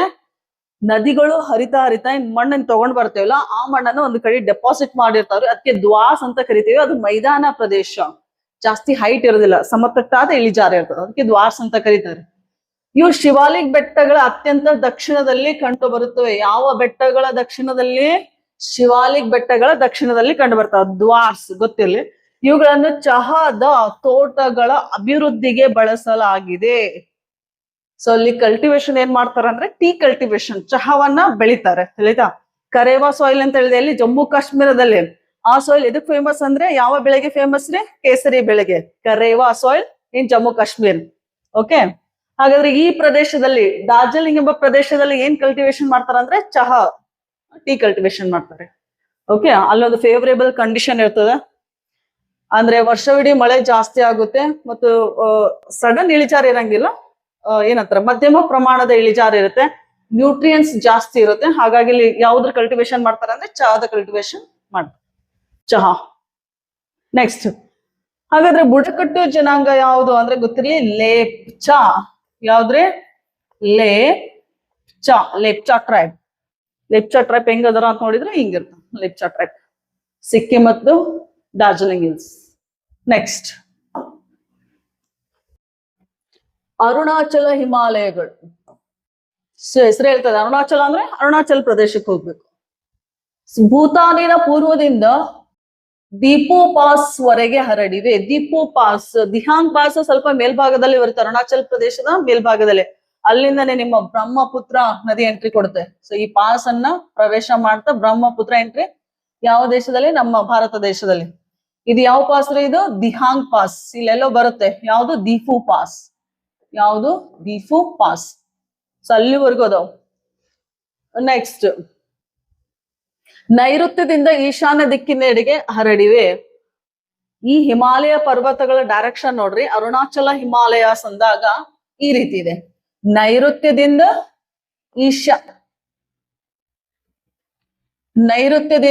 ಈಶಾನ್ಯ ದಿಕ್ಕಿನೆಡೆಗೆ ಯಾವ ಹಿಮಾಲಯಾಸ್? ಅರುಣಾಚಲ್ ಹಿಮಾಲಯಸ್ ಇದು ನೈಋತ್ಯ ಆಗುತ್ತೆ, ಇದು ಈಶಾನ್ಯ ದಿಕ್ಕು. ಈ ರೀತಿ ಅಂತ ಅರ್ಥ ಆಯ್ತಾ? ನೆಕ್ಸ್ಟ್, ಸೊ ಅಲ್ಲಿ ಇರುವಂತ ನದಿಗಳು, ಯಾವ ನದಿ ವ್ಯವಸ್ಥೆ ಬರುತ್ತೆ ರೀ ಆ ಕಡೆ? ಬ್ರಹ್ಮಪುತ್ರ, ಅದರ ಉಪನದಿ ಬ್ರಹ್ಮಪುತ್ರ. ಕಾಮೆಂಗ್, ಸುಬನ್ ಸಿರಿ ಆಗ್ಬೇಕಿದು, ಸುಬನ್ ಸಿರಿ, ದಿಹಾಂಗ್ ಮತ್ತು ಲೋಹಿತ್. ಒಂದು ಬ್ರಹ್ಮಪುತ್ರ ನದಿ ಬಿಟ್ರೆ ಅದರ ಉಪನದಿಗಳು ಯಾವ್ದಾದ್ರು ಸುಬನ್ ಸಿರಿ, ದಿಹಾಂಗ ಮತ್ತು ಲೋಹಿತ್. ತಿಳಿತಾ? ದಿಹಾಂಗ ಪಾಸ್ ಹೆಸರು ಇದೆ, ಪ್ಲಸ್ ಅದರ ಉಪನದಿ ಹೆಸರು ಕೂಡ ಇದೆ, ಅಲ್ಲಿ ಹರಿಯುವಂತ ನದಿಗಳು. ಅರ್ಥ ಆಯ್ತಾ? Right, next. ಸೊ ಅರುಣಾಚಲ ಹಿಮಾಲಯದಲ್ಲಿ ಕಂಡು ಬರುವಂತಹ ಬುಡಕಟ್ಟು ಜನಾಂಗ, ಹೆಚ್ಚು ಬುಡಕಟ್ಟು ಜನಾಂಗದವರು ಕಂಡು ಬರ್ತಾರೆ. ಯಾಕಂದ್ರೆ ಅತಿ ಹೆಚ್ಚು ಡೆನ್ಸ್ ಫಾರೆಸ್ಟ್ ಇದೆ ಅಲ್ಲಿ ಆ ಪ್ರದೇಶದಲ್ಲಿ. ನೋಡೋಣ ಯಾರ್ಯಾರು ಅಂತ ಹೇಳಿ. ಬಹುತೇಕ ಬುಡಕಟ್ಟು ಜನಾಂಗ ಕಂಡು ಬರ್ತಾರೆ ಪಶ್ಚಿಮದಿಂದ ಪೂರ್ವಕ್ಕೆ ಅನುಕ್ರಮವಾಗಿ. ಏನಾದ್ರೂ ಮ್ಯಾಚ್ ಮಾಡ್ರಿ ಅಂದಾಗ ಮುಂಪಾ, ಅಬೋ, ಮಿಶ್ಮಿ, ನೈಶಿ ಮತ್ತು ನಾಗ್. ಓಕೆ, ಬೆಟ್ಟಗಳ ಹೆಸರು ಕೂಡ ಅಬೋರ್ ಹಿಲ್ಸ್, ಮಿಶ್ಮಿ ಹಿಲ್ಸ್ ಅಂತ ಕೇಳಿದ್ದೀರಿ. ಬೆಟ್ಟಗಳ ಹೆಸರು ಬುಡಕಟ್ಟು ಜನಾಂಗದ ಹೆಸರು ಇರುತ್ತೆ, ಯಾಕಂದ್ರೆ ಆ ಬೆಟ್ಟಗಳಲ್ಲಿ ಅವರು ವಾಸ ಮಾಡ್ತಾರೆ. ಮುಂಪಾ, ಅಬೋರ್, ಮಿಶ್ಮಿ, ನೈಶಿ, ನಾಗ. ಸೊ ನಾಗ ಬುಡಕಟ್ಟು ಜನಾಂಗ ಇಲ್ಲಿನೂ ಕಂಡು ಬರ್ತಾರೆ, ಪ್ಲಸ್ ನಾಗಾಲ್ಯಾಂಡ್ ರಾಜ್ಯದಲ್ಲೂ ಕೂಡ ಕಂಡು ಬರ್ತಾರೆ, ಯಾಕಂದ್ರೆ ಎರಡು ರಾಜ್ಯಗಳು ಬಾರ್ಡರ್ ನಲ್ಲಿ ಇದಾವೆ. Okay, next. ಇವರ ಕಸಬು ಏನಂದ್ರೆ ಸ್ಥಳಾಂತರ ಬೇಸಾಯ ರೂಢಿಸಿಕೊಂಡಿದ್ದಾರೆ. ಸ್ಥಳಾಂತರ, ಏನು ಸ್ಥಳಾಂತರ ಬೇಸಾಯ ಅಂದ್ರೆ ಇದನ್ನ ಇಂಗ್ಲಿಷ್ ನಾಗ ಏನಂತ ಕರಿತೀವಿ? ಶಿಫ್ಟಿಂಗ್ ಕಲ್ಟಿವೇಶನ್ ಅಂತ ಕರಿತೀವಿ. ಏನಂತ ಕರಿತೀವಿ? Shifting cultivation.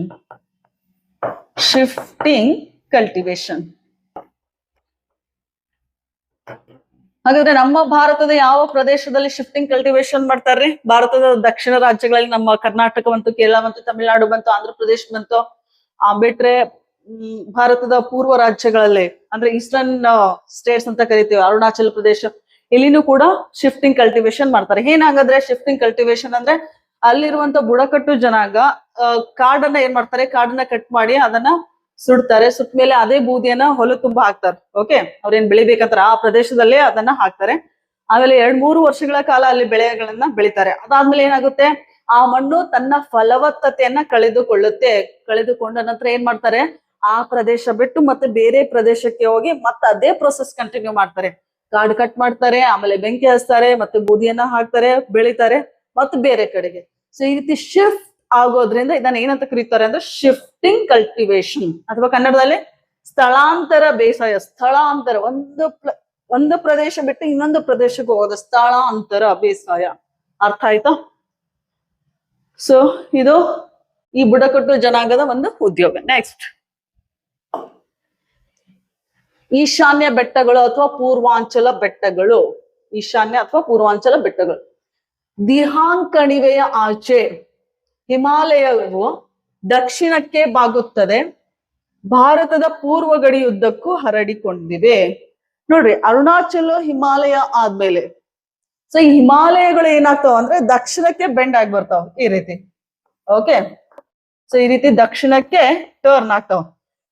ಈ ಹಿಮಾಲಯಗಳಿಗೆ ಏನಂತ ಕರೀತಾರೆ ಅಂದ್ರೆ ಈಶಾನ್ಯ ಬೆಟ್ಟಗಳು ಅಥವಾ ಪೂರ್ವಾಂಚಲ ಬೆಟ್ಟಗಳು. ಕ್ಲಿಯರ್? ರೈಟ್.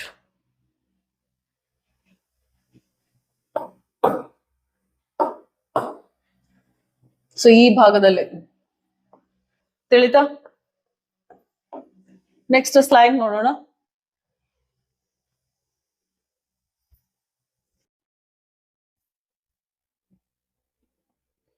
ಪೂರ್ವಾಂಚಲ ಹಿಮಾಲಯವು ಉತ್ತರದಿಂದ ದಕ್ಷಿಣಕ್ಕೆ ಹರಡಿ, ನೋಡ್ರಿ, ಉತ್ತರದಿಂದ ದಕ್ಷಿಣಕ್ಕೆ ಹರಡಿ ಈ ರೀತಿ ಉತ್ತರದಿಂದ ದಕ್ಷಿಣಕ್ಕೆ ಹರಡಿ ಪಟ್ಕಾಯಿ ಬೆಟ್ಟ,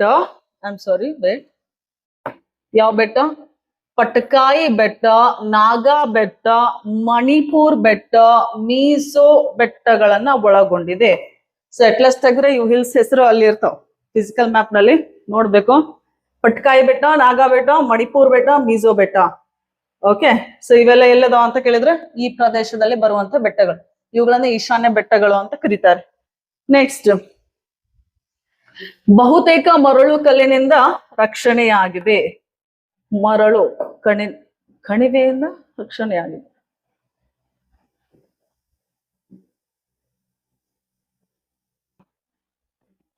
ಇವು ಅತ್ಯಂತ ದಟ್ಟವಾದ ಅರಣ್ಯವನ್ನು ಹೊಂದಿವೆ. ಡೆನ್ಸ್ ಫಾರೆಸ್ಟ್ ಇದೆ ಈ ಪ್ರದೇಶದಲ್ಲಿ. Next slide. ಅಲ್ಲಿ ಹರಿಯುವಂತ ನದಿಗಳು, ಫೇಮಸ್ ಲೇಕ್ಸ್ ಯಾವ್ದ್ಯಾವ್ದು, ಸಾರಿ ಅಲ್ಲಿ ಹರಿಯುವಂತ ನದಿಗಳು ಯಾವ್ದ್ಯಾವ್ದು ಅಂದ್ರೆ ಬಹುತೇಕ ಶ್ರೇಣಿಗಳು ಒಂದಕ್ಕೊಂದು ಹಲವಾರು ಸಣ್ಣ ನದಿಗಳಿಂದ ಬೇರ್ಪಟ್ಟಿವೆ. ಸಣ್ಣ ಪುಟ್ಟ ನದಿಗಳ ಆ ಭಾಗದಲ್ಲಿ ಹರಿತಾವ್ರಿ. ನೋಡೋಣ ಯಾವ್ದ್ಯಾವ್ದು ನದಿ ಅಂದ್ರೆ ಫೇಮಸ್ ರಿವರ್ ಇದೆ ಒಂದು ಬರಾಕ್ ನದಿ ಅಂತೇಳಿ. ಯಾವ ನದಿ? ಬರಾಕ್. ಹಾಗಾದ್ರೆ ಬರಾಕ್ ಕಣಿವೆ ಯಾವ್ದಕ್ಕೆ ಫೇಮಸ್ ಹೇಳ್ರಿ ನೋಡೋಣ. ಬರಾಕ್ ಕಣಿವೆ ಯಾವ ಒಂದು ಕೃಷಿ ಬೆಳೆಗೆ ಅಂದ್ರೆ ಜೂಟ್ಗೆ ಏನಂತಾರೆ ಕನ್ನಡ ಒಳಗ? ಸೆಣಬು. ಸೆಣಬಿಗೆ ಬಹಳ ಫೇಮಸ್ ಬರಾಕ್ ಕಣಿವೆ. ಅದು ಅಸ್ಸಾಂ ರಾಜ್ಯದಲ್ಲಿ ಬರುವಂತಹ ಕಣಿವೆ, ಗೊತ್ತಿರ್ಲಿ. ಆ ನದಿ ಹೆಸರು ಕೂಡ ಬರಾಕ್. ಬರಾಕ್ ನದಿಯು ಮೇಘನಾ ನದಿಯ ಉಪನದಿ ಆಗಿದೆ. ಯಾವ ನದಿಯ ಉಪನದಿ? ಮೇಘನಾ. ಮೇಘನಾ ಯಾವ್ದ್ರೆ? ಬ್ರಹ್ಮಪುತ್ರ ನದಿಗೆ ಮುಂದೆ ಬಾಂಗ್ಲಾದೇಶದಲ್ಲಿ ಏನಂತ ಕರೀತಾರೆ? ಮೇಘನಾ ನದಿ. ಆ ಮೇಘನಾ ನದಿಗೆ ಬಂದು ಸೇರುವಂತ ನದಿ ಯಾವುದು ಅಂದ್ರೆ ಬರಾಕ್. ಇದಕ್ಕೆ famous Barak? Jute cultivation. Next, ಇದು ಮಣಿಪುರ್ ಮತ್ತು ಮಿಜೋರಾಂನ ಪ್ರಮುಖ ನದಿಯಾಗಿದೆ. Okay, important river of Manipur and Mizoram. Okay, right. So Barak ನದಿ ಮ್ಯಾಪ್ ನಲ್ಲಿ ಇದು ಯಾವ ನದಿ ರೀ? ಇದು ಬ್ರಹ್ಮಪುತ್ರ ನದಿ, ರೈಟ್. ಟ್ರಾನ್ಸ್ ಬೌಂಡ್ರಿ ರಿವರ್ ಅಂತ ಕರಿತೀವಿ. ಹಾಗಾದ್ರೆ ಇದು ಮಣಿಪುರ್ ಹಿಲ್ಸ್ ನಿಂದ ಬರುವಂತ ಒಂದು ನದಿ ಯಾವುದು? ಬರಾಕ್ ನದಿ. ಸೊ ಬಾಂಗ್ಲಾದೇಶದಲ್ಲೇ ಮೇಘನಾ ನದಿಗೆ ಬಂದು ಸೇರುತ್ತೆ Barak. Very important. Next, Manipur. Manipur ಎದಕ್ಕೆ ಫೇಮಸ್ ರೀ? ಮಣಿಪುರ್ ರಾಜ್ಯ ಅಂದ್ರೆ ಅಲ್ಲಿ ಬರುವಂತ ಒಂದು ಫೇಮಸ್ ಸರೋವರ ಇದೆ. ಯಾವುದು? ಲೋಕ್ಟಾಕ್ ಸರೋವರ. ಲೋಕ್ಟಾಕ್ ಸರೋವರ, ಇದ್ರ ಮೇಲೆ ಎಕ್ಸಾಮ್ ನ ಕ್ವಶನ್ ಕೇಳ್ಬೋದು. ಲೋಕ್ಟಾಕ್ ಸರೋವರ ಏನಂತ ಕರೀತಾರೆ? ಅದು ಜಗತ್ತಿನಲ್ಲೇ ತೇಲಾಡುವ ಸರೋವರ ಅಂತ ಕರಿತೀವಿ. ಯಾಕಂದ್ರೆ ಈ ಸರೋವರ ನೋಡ್ರಿ, ದಿಸ್ ಇಸ್ ದ ಲೋಕ್ಟಾಕ್ ಸರೋವರ. ನೋಡ್ರಿ ಅಲ್ಲಿ ಈ ಪ್ರದೇಶದಲ್ಲಿ ಹುಲ್ಲು, ಮಣ್ಣು, ಕೆಲವೊಂದು ಸಣ್ಣ ಪುಟ್ಟ ಸಸ್ಯಗಳ ತೇಲ್ತಿರ್ತಾವ. ಯಾವ ತರ ಕಾಣಿಸ್ತಂದ್ರೆ ದ್ವೀಪಗಳಂತೆ. ಏನು ದ್ವೀಪಗಳು ರಚನೆ ಇದೇನೋ ಅಂತ ಹೇಳಿ ಕಾಣಿಸ್. ಹಾಗಾಗಿ ಜಗತ್ತಿನಲ್ಲಿ ತೇಲಾಡುವ ಸರೋವರ ಯಾವುದು ಅಂದ್ರೆ ಅದು ಲೋಕ್ಟಾಕ್ ಸರೋವರ. ಮಣಿಪುರ್ ರಾಜ್ಯದಲ್ಲಿದೆ. ಮತ್ತಿದು ಫ್ರೆಶ್ ವಾಟರ್ ಲೇಕ್ ಅಂದ್ರೆ ಸಿಹಿ ನೀರಿನ ಸರೋವರ. ಭಾರತದ ಈಶಾನ್ಯ ರಾಜ್ಯಗಳಲ್ಲಿ ಅತ್ಯಂತ ದೊಡ್ಡದಾದ ಸಿಹಿ ನೀರಿನ ಸರೋವರ ಯಾವುದು ಅಂತ ಕೇಳಿದ್ರೆ ಯಾವ್ದು ಹೇಳ್ಬೇಕು? ಲೋಕ್ಟಾಕ್ ಸರೋವರ.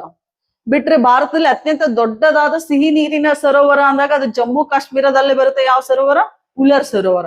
ಕ್ಲಿಯರ್? ನೆಕ್ಸ್ಟ್, ಲೋಕ್ಟಾಕ್ ಸರೋವರ. ಈ ಸರೋವರವು ಬೆಟ್ಟಗಳಿಂದ ಸುತ್ತುವರೆಯಲ್ಪಟ್ಟಿದೆ. ಸುತ್ತಮುತ್ತ ಏನದಾವ್ರಿ? Himalayan mountains. ಓಕೆ, ಇದು ಜಗತ್ತಿನಲ್ಲೇ ತೇಲಾಡುವ ಸರೋವರ ಎಂದೇ ಪ್ರಸಿದ್ಧಿ ಆಗಿದೆ. ಓಕೆ, ಇದಕ್ಕೆ ಫೇಮಸ್ ಅಂದ್ರೆ ತೇಲಾಡುವ ಸರೋವರ. ಹಾಗಾದ್ರೆ ತೇಲುವಂತ ರಚನೆಗಳಿಗೆ ಏನಂತ ಕರೀತಾರೆ ಅಂದ್ರೆ ಫುಂಡೀಸ್ ಅಂತ ಕರೀತಾರೆ. ಅದನ್ನು ಕೂಡ ಗೊತ್ತಿರ್ಲಿ. ಒಂದ್ಸಲ PSI ಕ್ವಶನ್ ಕೇಳಿದ್ರು. ಏನಂತ ಕರೀತಾರೆ? ಫುಂಡೀಸ್. ಓಕೆ, ಹುಲ್ಲು, ಆಮೇಲೆ ಕಸ ಕಡ್ಡಿ, ಆಮೇಲೆ ಮಣ್ಣು ತೇಲ್ತಿರುತ್ತಲ್ಲ, ಅದಕ್ಕೆ ಫುಂಡೀಸ್ ಅಂತ ಕರೀತಾರೆ. ಗೊತ್ತಿರ್ಲಿ, ತೇಲುವಂತ ರಚನೆಗೆ. ರೈಟ್. ಸೊ ಇಲ್ಲೊಂದು ಫೇಮಸ್ ನ್ಯಾಷನಲ್ ಪಾರ್ಕ್ ಕೂಡ ಇದೆ. ಆ ನ್ಯಾಷನಲ್ ಪಾರ್ಕ್ ಹೆಸರು ಏನಂದ್ರೆ ಕೈಬುಲ್ ಲಾಮ್ ಜಾವೋ. ಕೈಬುಲ್ Lam ಜಾವೋ national park. ಇದು ಜಗತ್ತಿನಲ್ಲೇ ತೇಲಾಡುವ ನ್ಯಾಷನಲ್ ಪಾರ್ಕ್. ನ್ಯಾಷನಲ್ ಪಾರ್ಕ್ ಅಂದಾಗ ಕೈಬುಲ್ ಲಾಮ್ ಜಾವೋ ನ್ಯಾಷನಲ್ ಪಾರ್ಕ್. ತೇಲಾಡುವ ಸರೋವರ ಅಂದಾಗ ಲೋಕ್ಟಾಕ್ ಸರೋವರ. ತೇಲುವಂತ ರಚನೆಗೆ ಏನಂತ ಕರೀತಾರೆ ಅಂದ್ರೆ ಫುಂಡೀಸ್ ಅಂತ ಕರೀತಾರೆ. ತಿಳಿತಾ? ಸೊ ಇದಿಷ್ಟು ಥಿಂಗ್ಸ್ ಇದ್ರ ಬಗ್ಗೆ ಅಂದ್ರೆ ಲೋಕ್ಟಾಕ್ ಸರೋವರ. Right. Next slide. Yes, so ಇದಿಷ್ಟು ಇನ್ಫಾರ್ಮೇಶನ್ ರಿಗಾರ್ಡಿಂಗ್ ಹಿಮಾಲಯನ್ ಮೌಂಟೇನ್ಸ್. ಮತ್ತೆ ಮುಂದಿನ ಕ್ಲಾಸ್ ನಲ್ಲಿ ನಾನು ನೆಕ್ಸ್ಟ್ ಕ್ಲಾಸಿಫಿಕೇಶನ್ ಉತ್ತರ ಮಹಾಮೈದಾನ, ಭಾರತದ ಪರ್ಯಾಯ ಪ್ರಸ್ಥಭೂಮಿ, ಆಮೇಲೆ ಕರಾವಳಿ ಮೈದಾನ, ಪಶ್ಚಿಮ ಕರಾವಳಿ, ಪೂರ್ವ ಕರಾವಳಿ, ಡೆಸರ್ಟ್, ಆಮೇಲೆ ಐಲ್ಯಾಂಡ್ಸ್, ಇದಿಷ್ಟನ್ನ ನಾಳೆ ಕವರ್ ಮಾಡ್ತೀನಿ. ಒಂದ್ ವೇಳೆ ನಿಮ್ಗೆ ಈ ವಿಡಿಯೋ ಇಷ್ಟ ಆದ್ರೆ ದಯವಿಟ್ಟು ಲೈಕ್ ಮಾಡಿ, ಶೇರ್ ಮಾಡಿ. ಧನ್ಯವಾದಗಳು.